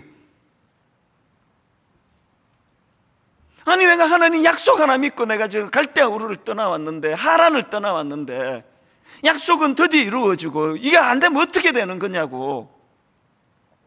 제가 신학교 갔을 때 가졌던 절박함이 그거였습니다. 만약에 하나님이 약속을 안 지키는 분이시라거나, 만약에 하나님이 안 계신다 한다면, 하나님이 니체가 말한 것처럼 죽은 신이라면, 그럼 우리 집은 어떻게 되는 겁니까? 우리 아버지 인생은 뭐냐고요? 우리 어머니는 또 뭐예요 그게? 저까지 이제 목사 되겠다고 신학교를 갔으니까 얼마나 내 마음에 하나님을 간절히 절박하게 하나님을 사모했겠냐고요.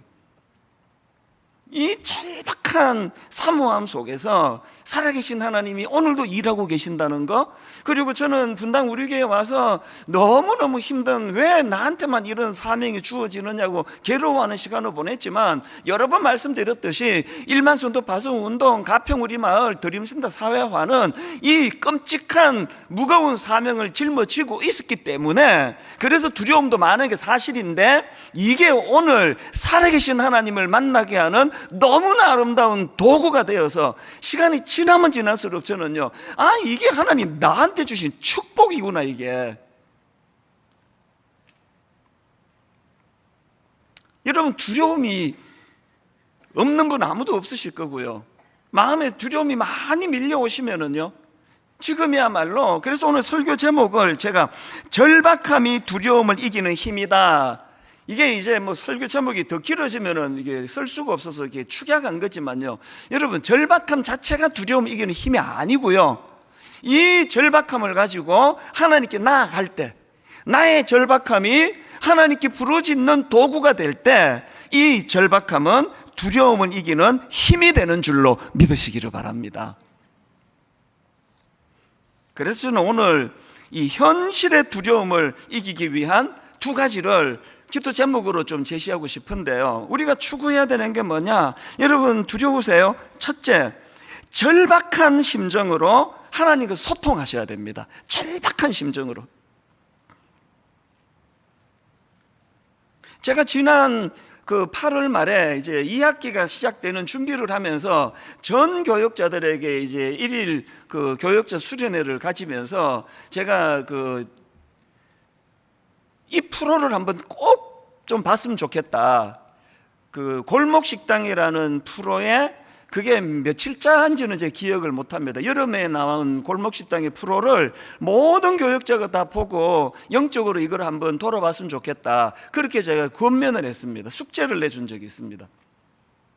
그 프로의 이 골목식당에 보니까요, 닭갈비집 식당이에요. 그래서 엄마하고 이제 아들하고 이제 같이 이걸 하는데, 주로 이제 그 아들이 뭐 운영을 하기로 해놓고는 제가 보니까 아직 어려요. 나이도 어리고 좀 철이 없고, 그래서 이게 그냥 식당을 하는데 일은 엄마만 다 하고요. 막 맨날 그 식당에 친구들 들락날락거리고, 그리고 벽에다가 여러분 다트 게임 아시죠?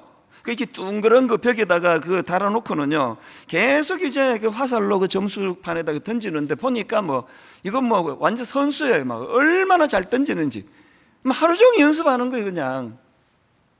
그래서 이제 막 백종원 씨한테 막 엄청나게 혼납니다. 이게 뭐냐고, 막 청소도 안 해가지고요, 막 지저분하고 막 으악 소리를 지를 만큼 그렇게 어지럽혀 놓고, 그래서 이제 엄청나게 막 얼마나 심하게 야단을 치는지 뭐 그 엄마도 우시고, 아들 보니까 얼마나 짠하겠습니까? 뭐 본인도 울고.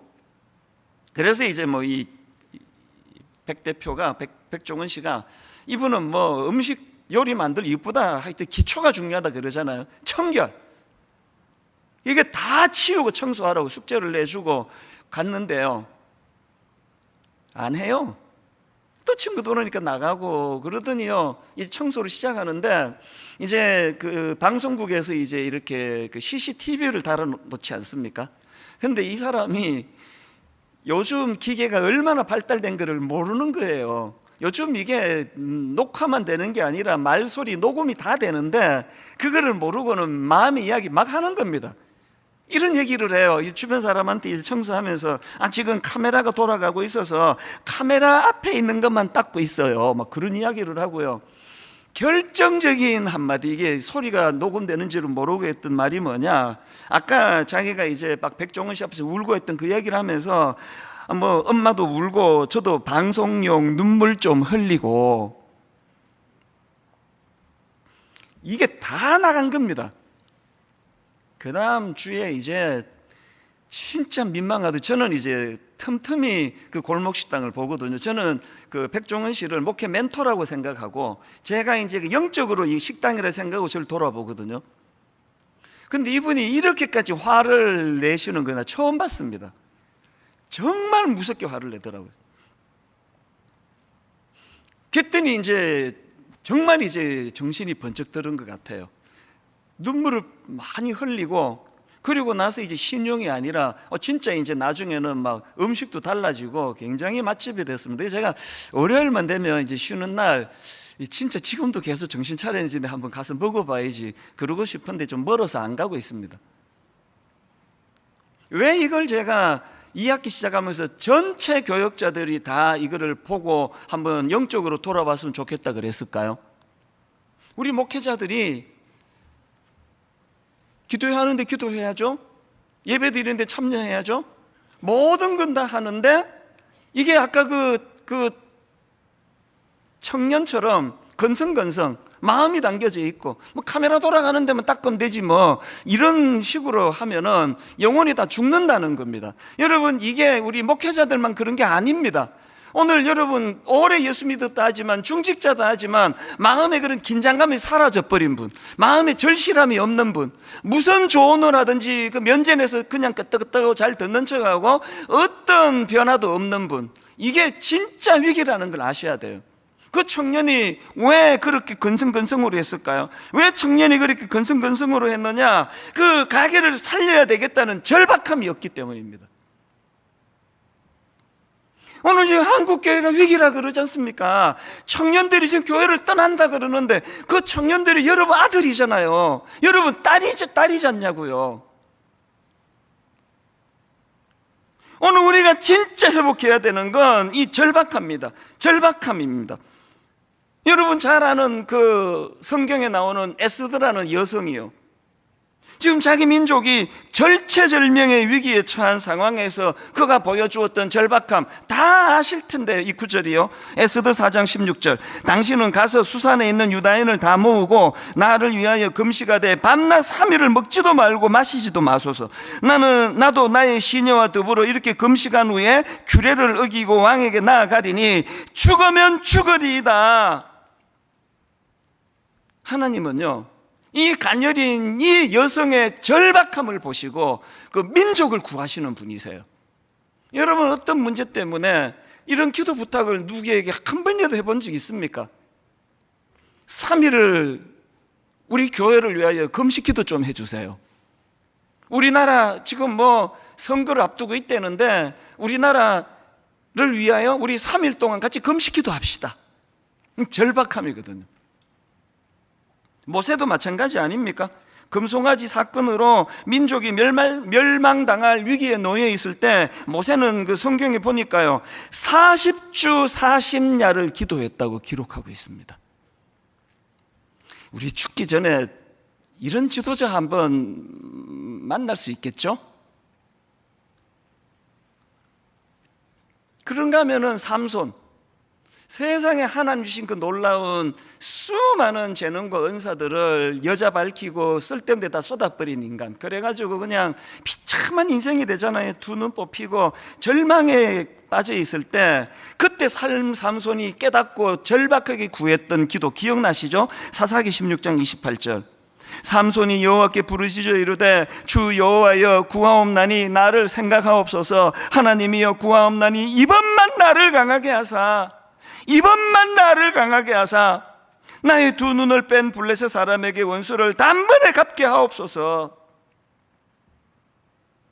그 엄청난 힘과 능력을 갖고 있을 때는 이런 절박함이 없었기 때문에 다 허비하고 다 허비해버렸지만, 그러나 여러분 힘을 잃어버린 그런 상황이지만 그 상황을 인식하고 이번만 나를 강하게 하사라고 절박하게 부르짖을 때 하나님 너 기회 끝났어, 없어, 안 들어줘, 이러시는 분이 아니십니다.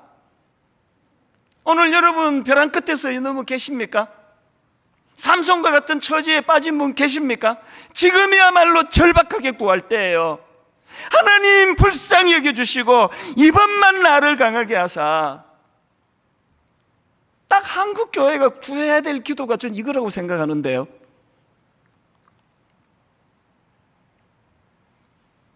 마음에 두려움이 밀려올 때 절박한 마음을 가지고 그것을 가지고 주님 앞으로 나아가는 그런 교회, 그런 성도님들 되시기를 바랍니다.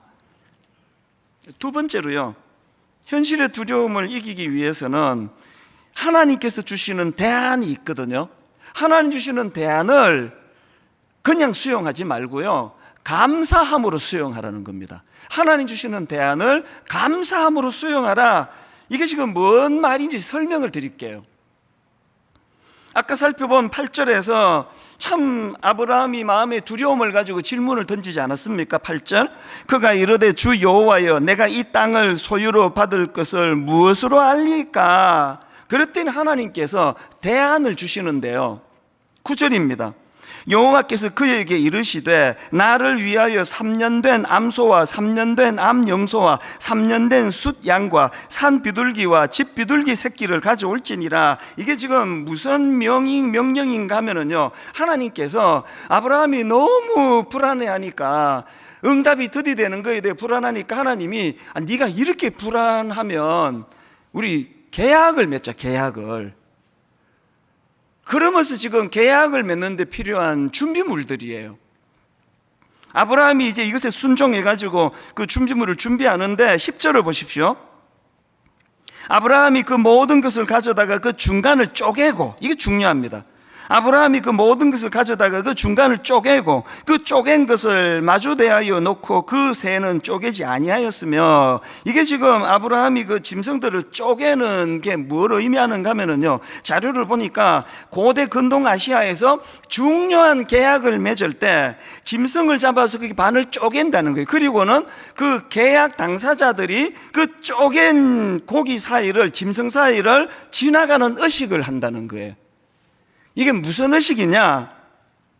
내가 만약에 약속을 안 지키면 이 쪼개진 짐승들처럼 돼도 좋습니다.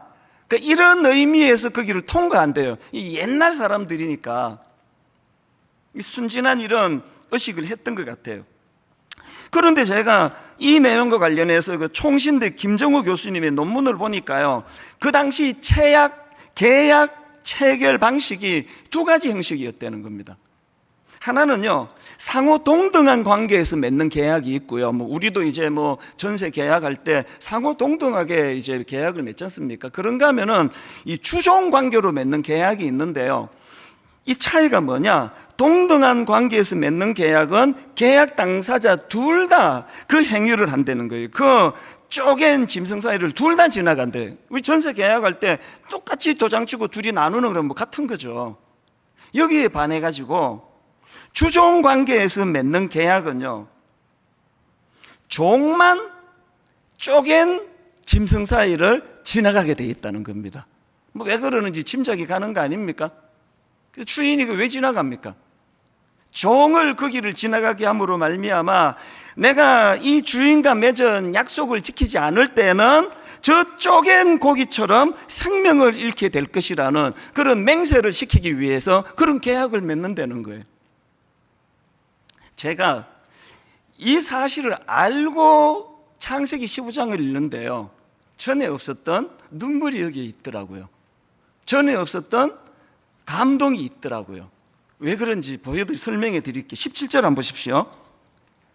해가 져서 어두울 때에 연기나는 화로가 보이며 타는 횃불이 쪼갠 고기 사이로 지나더라. 여기 나오는 타는 횃불은 하나님 임재를 상징하는, 지금 누가 지나가고 있습니까? 하나님이 지나가고 계세요. 그리고 이후에 18절부터 제가 눈 씻고 찾아봐도요, 이제 네 차례다, 아브라함이 쪼갠 고기 사이를 지나가는 내용이 없습니다. 뭔가 잘못된 거 아닙니까? 주종 간의 계약을 맺을 때는 종이 지나가야 되는데 종이 주인에게 내가 약속을 안 지키면 저를 이 쪼갠 짐승처럼 죽여도 좋습니다. 그런데 지금 주인이 지나가고 계세요. 왜 은혜가 될까요? 아브라함이나 저나요, 만약에 하나님께서 이 방식으로 하나님이 먼저 지나가시고 나는 약속 지킬 거야, 그 다음에 너 지나가, 너 약속 안 지키면 어떻게 되는 알지, 그랬으면요, 아브라함이나 저나 이거는 죽음의 계약식입니다. 제가 왜 하나님의 대안을 그냥 수용하는 게 아니라 감사함으로 눈물로 수용해라고 강조하는가 하면은, 여러분 지금 막연한 미래에 대한 두려움으로 떨고 있는 아브라함을 위하여 하나님이 이 횃불 언약을 맺어주고 계시는데, 오늘날 이것이 우리에게 왜 감동이 되느냐? 여러분 갈라디아 3장 13절 이 말씀을 잊으시면 안 됩니다. 그리스도께서 우리를 위하여 저주를 받은 바 되사, 그리스도께서 우리를 위하여 저주를 받은 바 되사 율법의 저주에서 우리를 속량하셨으니 기록된 바 나무에 달린 자마다 어떻게 해요? 저주 아래에 있는 자라 하였습니다. 여러분 오늘 본문의 말씀하고 이 십자가가 연결된다는 것이 충격 아니십니까? 하나님께서는 아브라함이 통과돼야 될 그 쪼갠 짐승 사이를 면제해 주시는 대신에 하나님이 가셨어요. 그리고 아브라함을 위시한 우리 인간들이 하나님 앞에 범했던 이 언약, 계약을 파기한 이 행위에 대하여 독생자 예수 그리스도를 통하여 우리를 대신하여 저주의 자리로 가게 하신 사건, 이게 십자가입니다.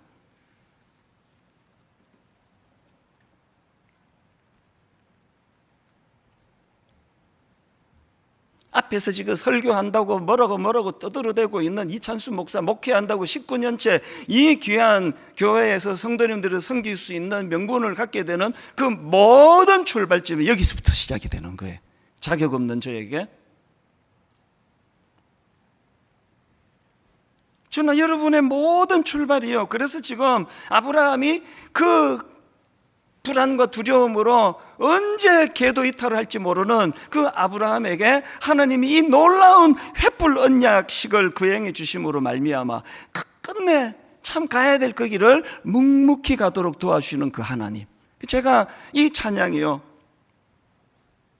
십자가 십자가 내가 처음 볼 때에 나의 마음의 큰 고통 사라져. 오늘 믿고서 내 눈 밝았네. 참 내 기쁨 영원하도다. 저와 여러분의 눈이 밝아지는 건 우리가 성경을 통통 다 통째로 외워서 되는 게 아니고요, 십자가를 통과할 때예요. 막 선한 일을 막 구제하고 막 온 내 모든 걸 다 가지고 그 사람을 구하는 일에 있어서 눈이 밝아지는 게 아니라, 하나님과 이 언약 계약에서 내가 가야 될 쪼갠 짐승을 지나가는 이 일을 십자가를 통하여 주님이 하셨구나. 사명도 마찬가지입니다. 종종 우리가 부르는 이 찬양, 한량없는 은혜, 갚을 길 없는 은혜, 내 삶을 애워싸는 하나님의 은혜. 한량없는 은혜의 출발이 어딘지 아십니까? 나 주저함 없이 그 땅을 밟음도 나를 붙드시는 하나님 은혜, 이렇게 부족함에도 불구하고 여전히 맡겨진 인생길을 뚜벅뚜벅 걸어갈 수 있는 원동력이 어디서 나오느냐? 이 찬양의 그 가사에서 나오는 겁니다. 나의 달려갈 길 다 가도록, 나의 마지막 호흡 다 하도록 나로 그 십자가 품게 하시니. 저와 여러분의 힘의 원동력은 십자가에 있는 줄로 믿으시기를 바랍니다. 여러분 많이 지쳐 계세요? 하나님의 대안인 십자가를 붙드셔야 돼요. 두려움이 많으세요? 저도 두려움이 많아요. 지금 숨기지 않습니다. 그러나 여러분이 생각하는 그 두려움하고는 내용이 조금 다릅니다. 혹시 일만수도 파수 운동이 잘 안 되면 어떡하나? 잘 안 되는 것도 하나님 은혜고 하는 뜻이라고 믿는 사람이에요. 그걸로는 하나도 두렵지 않습니다. 근원적인, 오늘 여러분 이 음란하고 악한 온 한반도뿐만 아닙니다. 전 세계를 뒤덮고 있는 오늘 이 상상을 초월하는 이 시대가 저는 두려워요. 거기에 너무너무 무력한 나 자신이 이렇게 많은 성도님들을 인도하고 있는 이 현실이 저는 너무 두렵습니다. 오징어 게임 그래가지고 그거를 제가 기가 막히더라고요. 막 대놓고 사람을 막 그냥 막 아무 잘못도 없는 사람 막 죽이고 이런, 오죽하면 미국에서 이제 애들 이거 절대 보여주면 안 된다 이런 지침이 나오겠냐고요.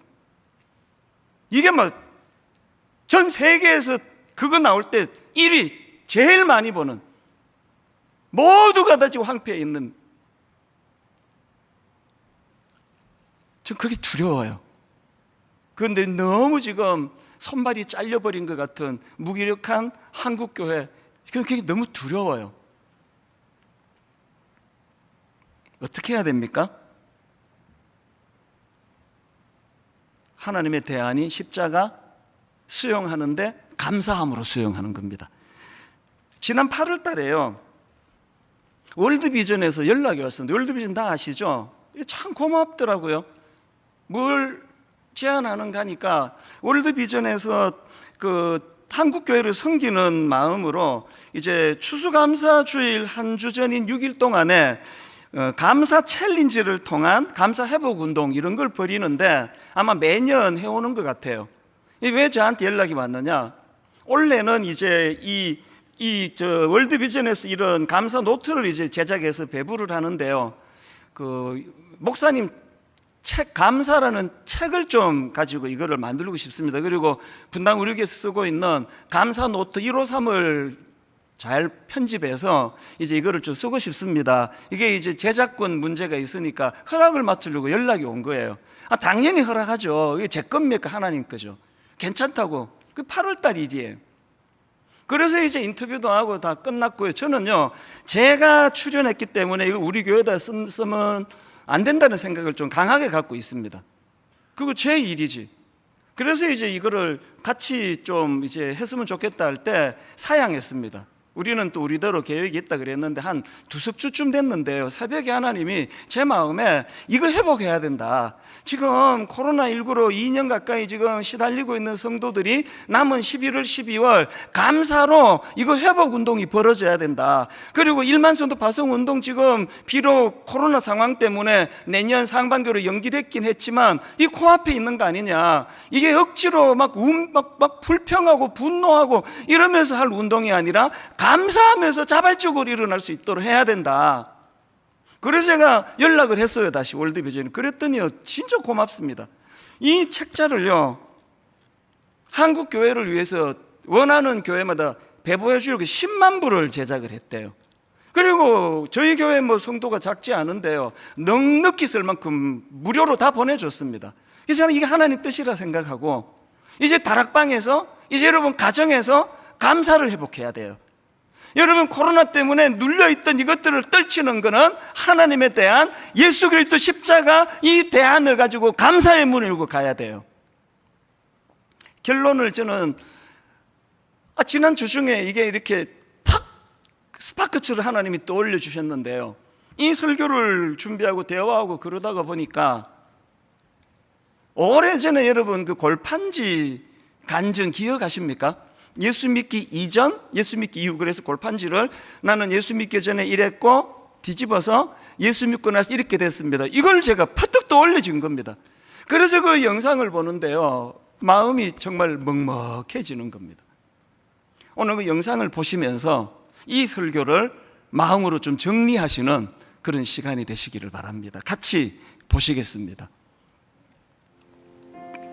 아이에게 집착하며 평온함이 없는 그런 삶을 살았습니다. 그러나 이제는 나의 삶의 주관자 되신 하나님께 모든 것을 맡겨드리며 자유함을 누리며 살아갑니다.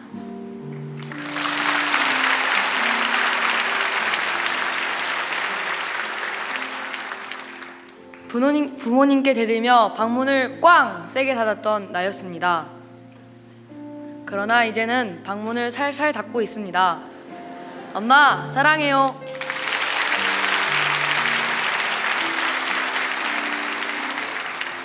어린 시절 유흥 없이는 살 수 없었던 나. 이제 예수님 알고 예수님 없이는 살 수 없는 제가 되었습니다.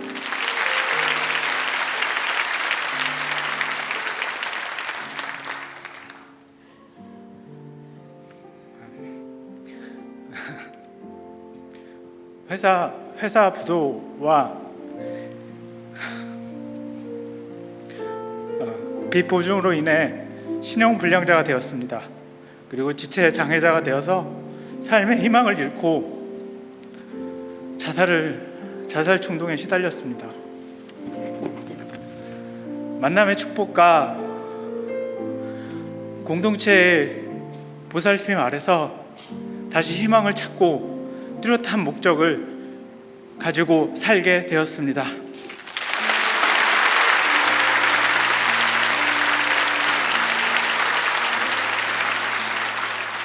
전에는 루저, 외톨이, 센 척하는 겁쟁이였습니다.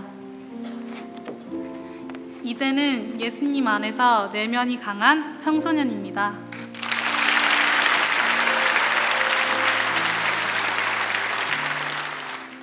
술과 유흥으로 공허함을 달래던 나, 예배의 기쁨과 감격으로 만족을 얻게 되었습니다.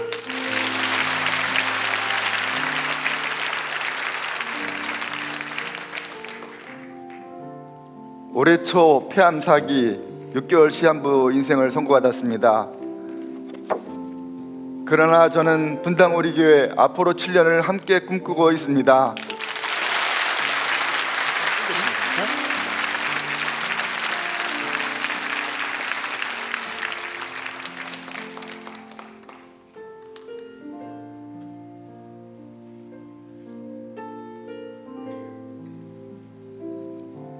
제 나이 90세 이 우여곡절 끝에 분당 교회는 나의